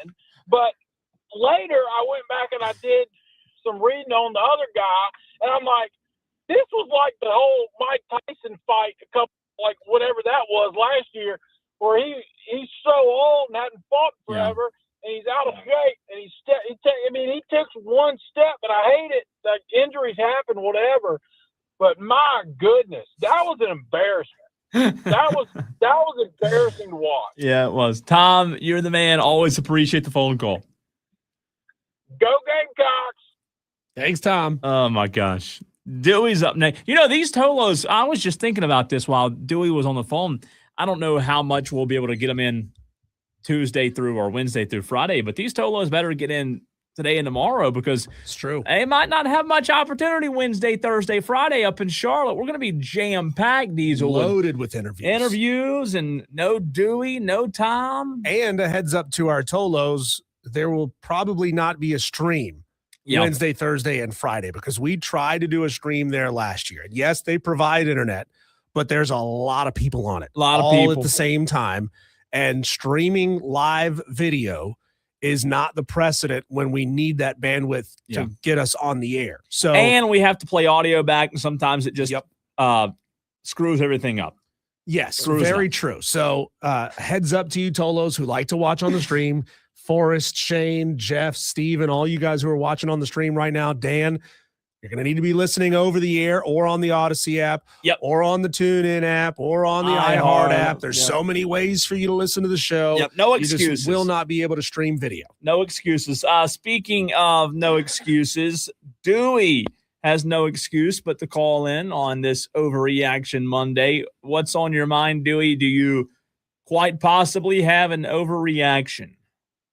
Oh, that's a travesty. Y'all won't be streaming live. Travesty. It's in travesty. This day and age of technology.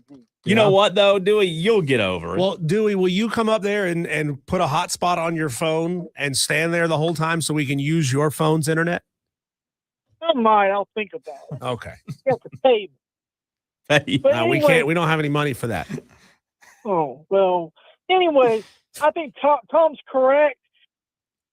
soccer, it's time to say goodbye to soccer. It's over. America lost. Boo-hoo. No one cares anymore. It's time to turn the soccer thing off. Even the value of a soccer game has gone down. They said it only costs $1,000 now to go to a soccer game to the World Cup. It was like $10,000, which is ridiculous. But anyways, no one cares. And the Greenville Triumphs, no one cares about that. It should be called the Malden Triumphs. And they played in Malden. I mean, what a bunch of crap. Even the police department don't even want them there. It's a travesty. What's he saying? It's a travesty. So anyways, that's my rant about soccer. Okay. It sucks. It's pretend. You play 90 minutes and the clock goes 1, 2, 3, 4. It don't even count down, so you don't even know when it's over. So that's that. And anyways, as far as the Braves are concerned, I told you they were going to screw this weekend up and go 1 out of 3. Well, predicting the Braves to be bad right now, Dewey. I mean, you congratulations. Anybody can predict that. They suck right now. And you've told us that like 30 times, Dewey. Game. They had like a lead. They got lucky yesterday. I'll admit it. They did.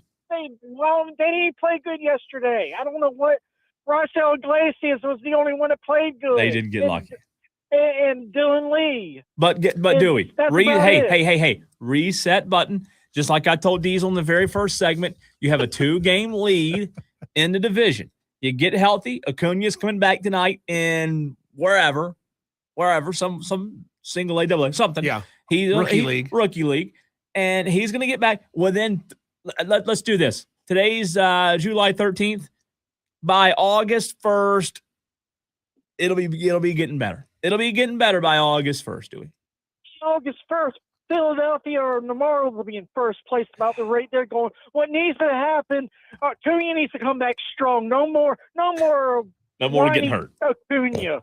He needs to come back strong, hit home runs like he's supposed to, get on base, steal bases, put some oomph on this team. Austin Riley needs to go back to AAA, learn his stuff, get over the yips. He has the yips. Yep. He just sucked. Just like Tyler Matzik, he had the yips. Dewey, I'm surprised you're not upset about, Ronald Acuna going down there and jacking home runs off of 18-year-old rookie pitchers. Like that really helps you get ready to come back to the majors. That's bully. That's bully tactics. He needs to go jack home runs up on the Texas Rangers when they play Friday and whoever else, because if they don't, and then Topless, we all know Alex Anthopoulos ain't going to do nothing except make excuses about how much he doesn't want to spend money. So if they don't improve, they're going to cough up. They're going to cough up the lead. It's going to be one of the worst collapses since the New York Mets a couple years ago. And the Braves is going to be the Braves backing into the playoffs and be going after the first series. Can you, Dewey, before we let you go real quick, can you do that yips thing again? Yeah, Austin Riley has the yips. He probably goes home and does this. Yip, yip, yip, yip, yip, yip, yip, yip, yip, yip, yip, yip, yip, yip, yip, like the little Martians off of Sesame Street. God. What is it? What turned him into Beaker? Oh, I needed promo. I needed a promo to make. That's why I asked him to do it again. Good luck, Cocky, for a reason following that phone call. I mean, I got my car. Yep. I'm listening. Yep. I'm listening to soccer. I'm listening to baseball. This is football. Are y'all not going to Charlotte and going to do ACC Media Day? Yep. But that's on Wednesday. Why are we talking about soccer? Why are we talking about baseball? This is football season now, boys. So Cocky, you want us to spend this Monday show talking about what we're gonna talk about when we go to ACC kickoff 3 days from now. Yeah. Have you done your prep yet? Yeah, some of it. Well, good. Some of it. I'll entertain. Let's talk about Miami. How good Miami is going to be this year. I don't care. Hey, let's just talk football, baby. We Listen, we are in the next segment. We have sprinkled it in a lot more here in the last 3 weeks, but I mean, starting like tomorrow, it's going to be full force because Clemson open house media day tomorrow morning, ACC kickoff Wednesday, Thursday, Friday. So you just, hey, be patient. It's coming. Be patient. Be patient. Hey, you brought me off the ledge. Okay. You're talking a little. You wet my whistle. You brought me off the ledge. Yeah, but Cocky, you're a Gamecock fan. Are you going to be texting into the show Wednesday, Thursday, Friday, like Gamecock fans do? Because we know you Gamecock fans. Nobody wants to hear about the ACC. Talk about the SEC. Is that going to be you? I got two teams. That's illegal. No, it's not. No, I know what he's going to say. It's South Carolina. And whoever plays Clemson. This week it's whoever. I'm with you. All right, just so you know, that's a Dewey Cocky, level take right there, Cocky. Yeah, that I knew that was coming. I will say this, Cocky, just so you know, to make you feel better. Yeah. Here's what's coming up. Ready? All right, I'm with you. We'll have a lot of audio tomorrow on the show from Clemson Media Day, and then you can get through that. I'm not mad at that. Okay. ACC kickoff Wednesday, Thursday, Friday. Next week, SEC Media Days. We'll have audio from that. We won't be there. We'll have audio. Okay. You're getting sexy now. All right. Getting sexy now. And then the next week, the 27th, the last week of July. Ready for this? You ready? Wait a minute. Okay, I'm ready. Monday, Tuesday, Wednesday, Big Ten Media Days. We'll have audio from that. And then the 30th and 31st. Hold on. We're not done yet. Not done yet. 30th. Yep. 30th and 31st, high school football preview shows. Greenville County on the 30th, Spartanburg County on the 31st. So the whole month, literally starting tomorrow, today might be the last day we talk sock. Maybe. The rest of the month of July is literally going to be nothing but college football and high school football. Hey, like the commercial says, sold. You got me. There you go. Just be patient. Thanks, Cocky. Good Lord. This thing went so It far was. off the rails, Cole. It got bad. Oh Yep. Well, I don't know where that came from. I don't know how to recover from that, to be honest. We do what Cocky said, I guess. You got to talk football. Well, I'll tell you what, Cole, let's talk football in the very next segment. We're going to be talking about. We have to knock down the door. We've got two more. I think two more. Let me make sure I said that right. Two more storylines. Oh, well, three more. Three more storylines, Diesel. We originally had 10. This is day 8 of our college football storylines. Day 8. We've got 3 more to go. We'll knock down one more door next.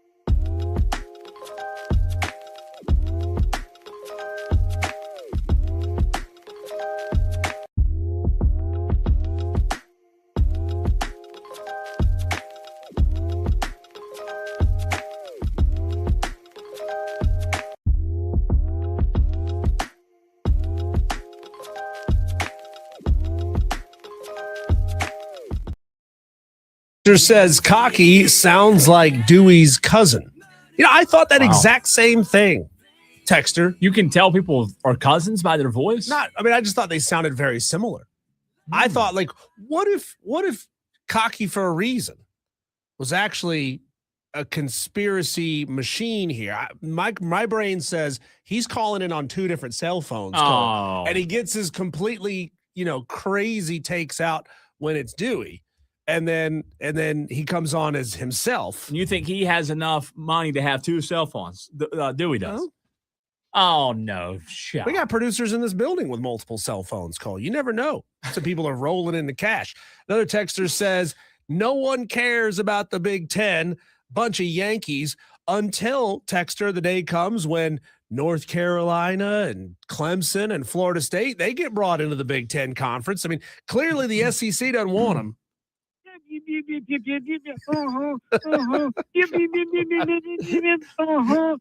You like that? That should be like our wrap it up. Like, you've talked too long about this. Let's move on. Yip, yip, yip, yip. Oh my God. I'm Please- never going to quit Please playing that. always have that sound effect. Oh, it's on the it's ready on, to go. It's on Cartwall. Dear God. mean, even when you're in the deep thought and you're mad and you're arguing that who did you say was better than Lamar Jackson earlier? Clark Griswold was better than Lamar Jackson. Drake May. I'm Drake just gonna May. hit you. Oh my God. Well, Texter, those bunch of Yankees in the Big Ten, they've won 3 straight national titles, Cole. And the question is 2026 the year that the SEC can get back on the right side of this thing? Look, the SEC had its dominant run for a very, very long time. They were kings of the castle. And whether or not you believe, and the narrative, of course, is always, well, now that everybody can pay their players. I mean, you telling me that Ohio State never paid a kid to come there before NIL? You telling me that Michigan never supplied some cash to a player? Like, it's a fun narrative. It's one of those unprovable talking points that you just say it out loud and you think like, I win the argument because nobody can argue against this. Are we to believe that the Big Ten were doing everything right, never cheating, ever, and the SEC were just the worst of the Only worst? ones that They had are the money. only ones cheating. Maybe it's just that players have figured out they don't have to go to the deep south where it's 1 billion degrees and they have to sweat through their shorts every single day to go win titles. Look, I don't think there's a lot of validity to that, Diesel, when it comes to why the SEC is not on the top of the mountain anymore. But I will say it's weird that it kind of coincides, doesn't it? Like, even if you and I both agree, and Buckeye Mike, all three agree that there's no validity to that, we can all admit that, okay, we don't agree that the SEC was the only one paying players. However, we do agree that it's just strange. It is strange that it just coincided and all fell right there where the Big Ten was bam, bam, bam. Well, they won 3 in a row now? 3. 3. Michigan, Ohio State, Indiana. It's strange. So you're telling me that when USC was winning their titles back in the day, when all these schools were winning titles outside of the SEC, Yeah. They were all cheating at the time. No, come on, man. It's a lazy narrative. But it just coincides. It's fun. It coincides. It's a fun water cooler conversation. And it just, I'm glad it did happen like that. So I love the question if the SEC can return back to dominance. And we've had this debate now on this show since we started because, oh, wait a minute, timeout, newsflash. Can you go to your encyclopedia over there? Has the SEC won a national championship since you and I have been doing the show together? I think no, right? Are we to blame for the SEC not winning national titles? Again, this belief that the nexus of the sports world runs through you personally. Yeah. I mean, I haven't seen a single goal really in this tournament. Every time I get up, that's when they score goals. I mean, maybe I have a larger effect on the SEC than I do. So Indiana won it this past year. Ohio State won it. Michigan won. The last team that won it is Georgia in 22. So no, since you and I started wire to wire, an SEC team has not won a national championship. Correct. So we are to blame. The Uh, drought runs through this very show. We're not going to quit our show for the SEC, but we could be bought out. Oh, So, God. you Greg know, Sankey, if Yeah, Greg. is this thing Sankey, on? or if we have any, enterprising SEC fans. Do we have any Texas fans in the audience? Do we have any A&M fans? Any Bama fans who'd be willing to throw Cole and I? The price is not actually all that high. A couple 100,000. And Yeah. I'd be willing to step aside so that you could win a title. Texter says, might be me, but y'all sound like two robots on the app, and you just hear y'all's Take robot me voice. to your leader. What is, I think it's did you drop your phone in the water or something? I don't know. Yep. I don't know.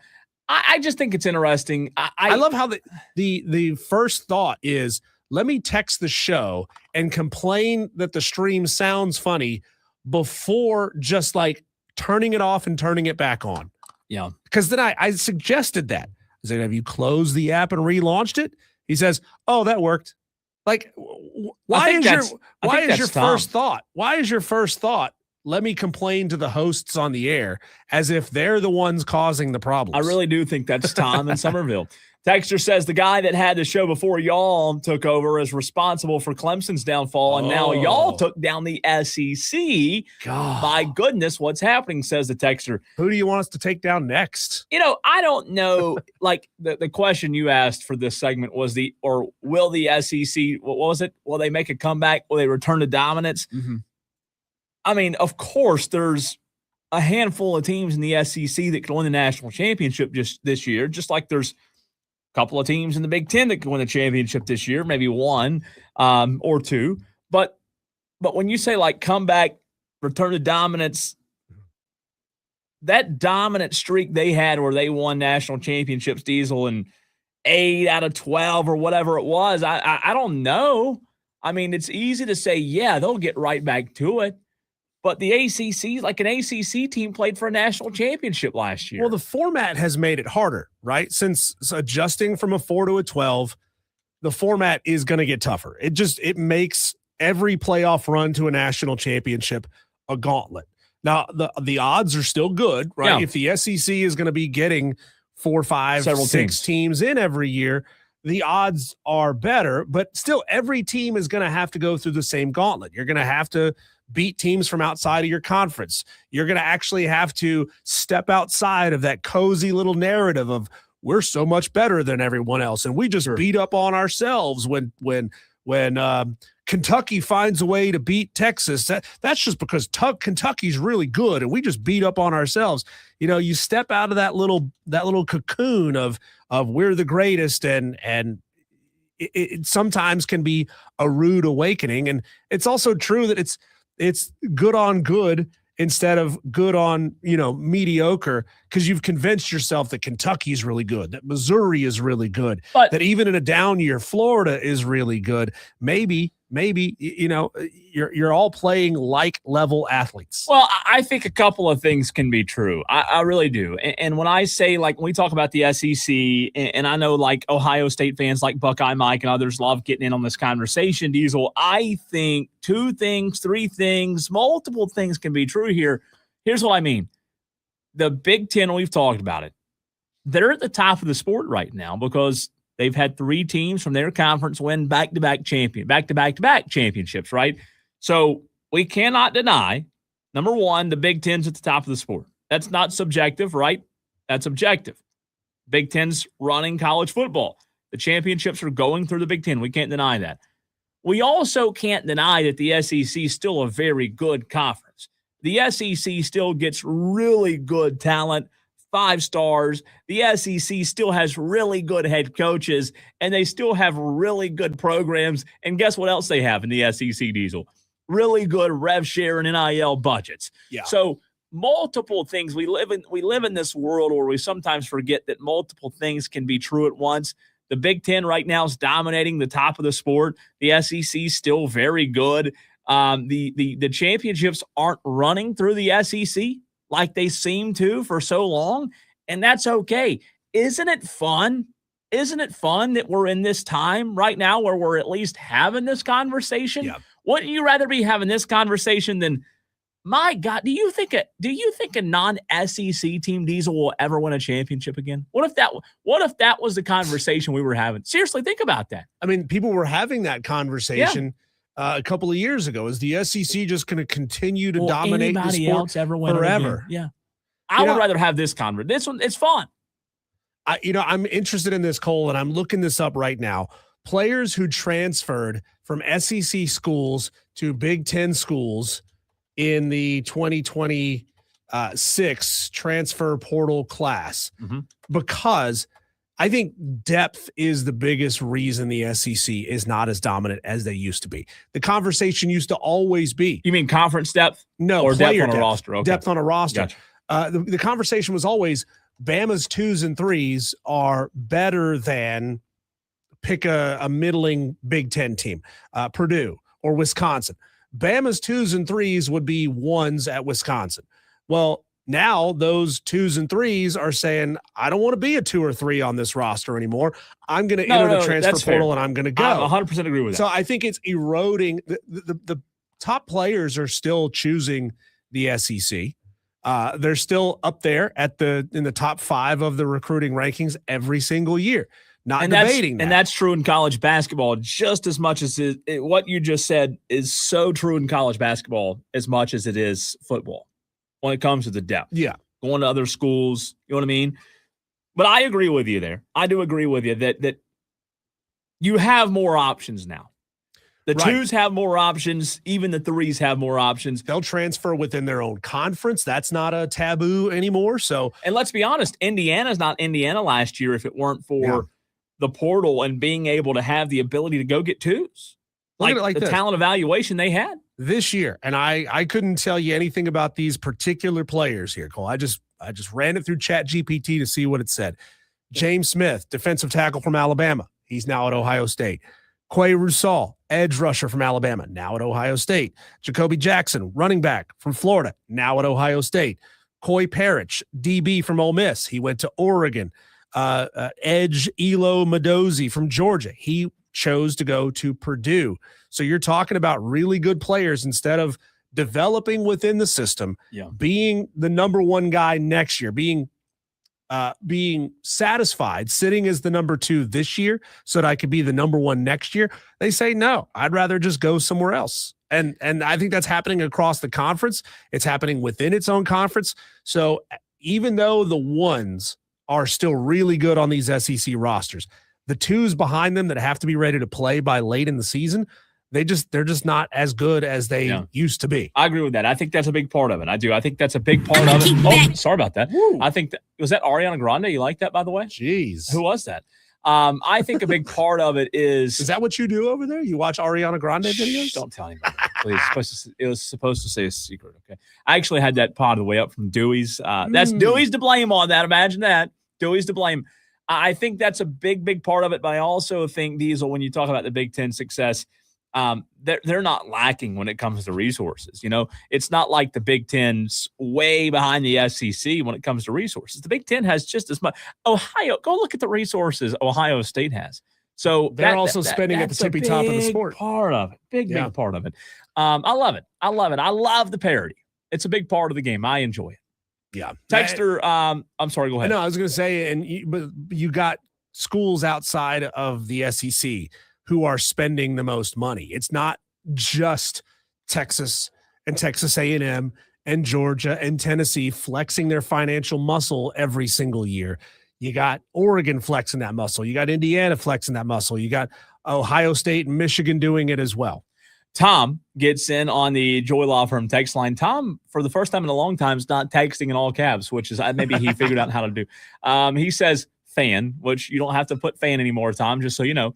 I'm glad the SEC isn't winning every year. Why would I want my rivals winning championships? Well, Tom, not a lot of fans think like you do. A lot of fans love chanting SEC. So a lot of fun. And going back to what we talked about with Cocky for a reason, we've got ACC Media Days this week, SEC Media Days next week. We've got Big Ten Media Days after that. Obviously, we'll be live in Charlotte for ACC Media Days. SEC Media Days are in Tampa this year. We won't be there. We won't be in Big Ten country, wherever their media days are, but we'll have audio. What even is Big Ten country anymore? got to be near Ohio, The Michigan. entire northern half of the country. Yeah. Go somewhere between Indiana, Ohio, I guess the 3 states, Indiana, Ohio, and Michigan. Let's go to Big Ten Media Days in Nebraska. Yeah. Take your coats with you this time. I don't know. I think it's warm up there this time of year too. But final segment, hour number 3, Tolos, your last chance to get in on the hour next.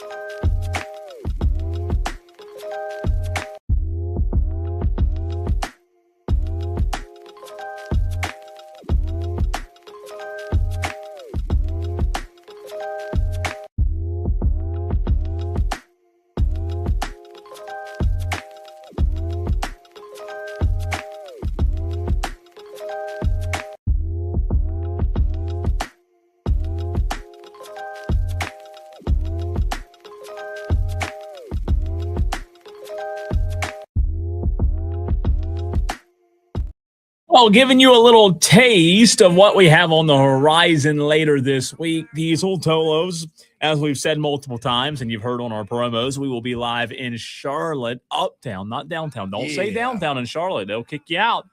How weird is that? It's uptown. I think if you're in downtown Charlotte, you have to get on at least 4 different Lime scooters to get to uptown. I don't think there is a downtown. I don't think they're allowed. I think you're banned from saying the words downtown in Charlotte. Is that I think illegal in Charlotte? I think so. But while we're there, to give you a little taste of what we'll be talking about and who we'll be talking to, Wednesday we will talk ACC football with Tom Luganville of ESPN. He'll join the show Wednesday. Some of these interviews will be pre-recorded, Diesel, throughout the morning as a lot of these guys are dropping by, but we'll replay them back on the air as if they are live. You'll never know, Tolos. Tony Elliott. How about this? Tony Elliott, Virginia head coach, 11:24 Wednesday morning. 11-win season a year ago. How do you replicate? That's what I want to know. How do you replicate that at Virginia? That's what I want to ask Tony Elliott, because Diesel, not many coaches win 11 games in a season. Am I telling you that wrong? 11 games? When was the last time Virginia won 11 games? You're right. They were 11-3 last year. That's insane. That's insane at Virginia. And think about this, Cole. They bring back a decent number of starters. 8 starters off of last year's team, but total they're bringing in 15 starters. That's big. So 15 guys on both sides of the ball. Defense 8 starters, offense 7 starters. So not a tremendous difference there, but they're bringing in a bunch of guys who have some experience. They're also bringing in, Cole, this is interesting. Guess who's going to be playing quarterback for Tony Elliott next year? Not Chad Morris's son. No. Okay. Bo Pribula. Remember him from Missouri.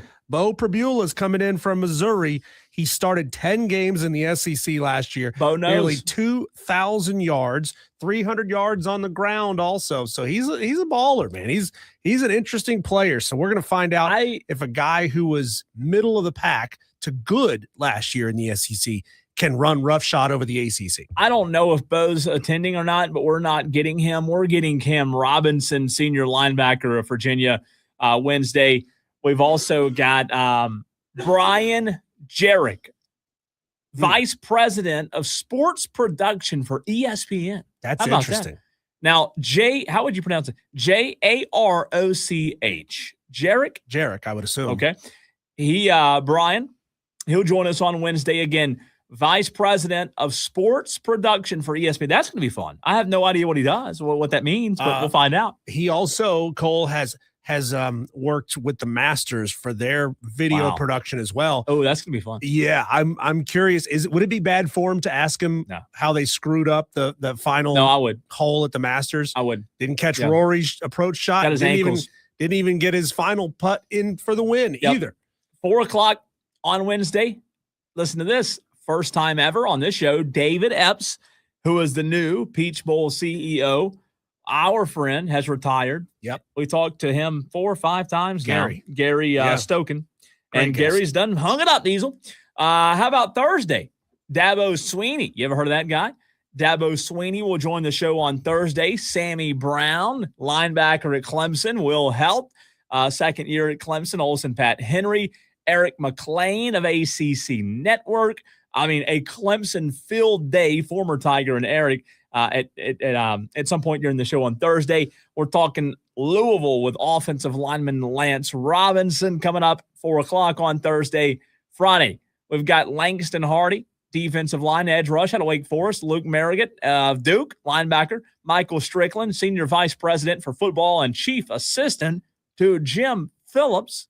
Mario Cristobal at some point. And then all of our plethora of beat writers like Grayson Mann, Chapel Fowler, Phil Kornblut, Will Vandervoort, Bill Bender. We got to run into Bill again. Yeah, I ran into Bill at the post-show happy hour last year. Had a beer or two with old Bill Bender. It was a great time. It'll be fun. A jam-packed week. And then tomorrow we'll have a lot of Clemson audio, as if Thursday won't be enough. Tomorrow's Clemson's media open house. We will have a lot of audio from that. From Dabo, from assistant coaches that you don't normally hear from during the course of the season. So we'll have a lot of that tomorrow on the show. Think about it this way, Tolos, especially you Gamecock fans who are like, I don't want to hear about Clemson. Well, you might think about it in terms of you're going to hear a lot of audio. A lot of people think that this year the things are going to change and things are going to be better this year. You can just store that stuff away and use it as I told you so material. Think about it like that. And that way you can get through it, Cole. Cole, when we come back, let's jump back into our conversation earlier about the Braves leading up to the trade deadline. What should they do? We're going into All-Star break. Are the Braves going to hold pat with what they've got, or should they try to add arms, bats, infielders? We'll get into it next.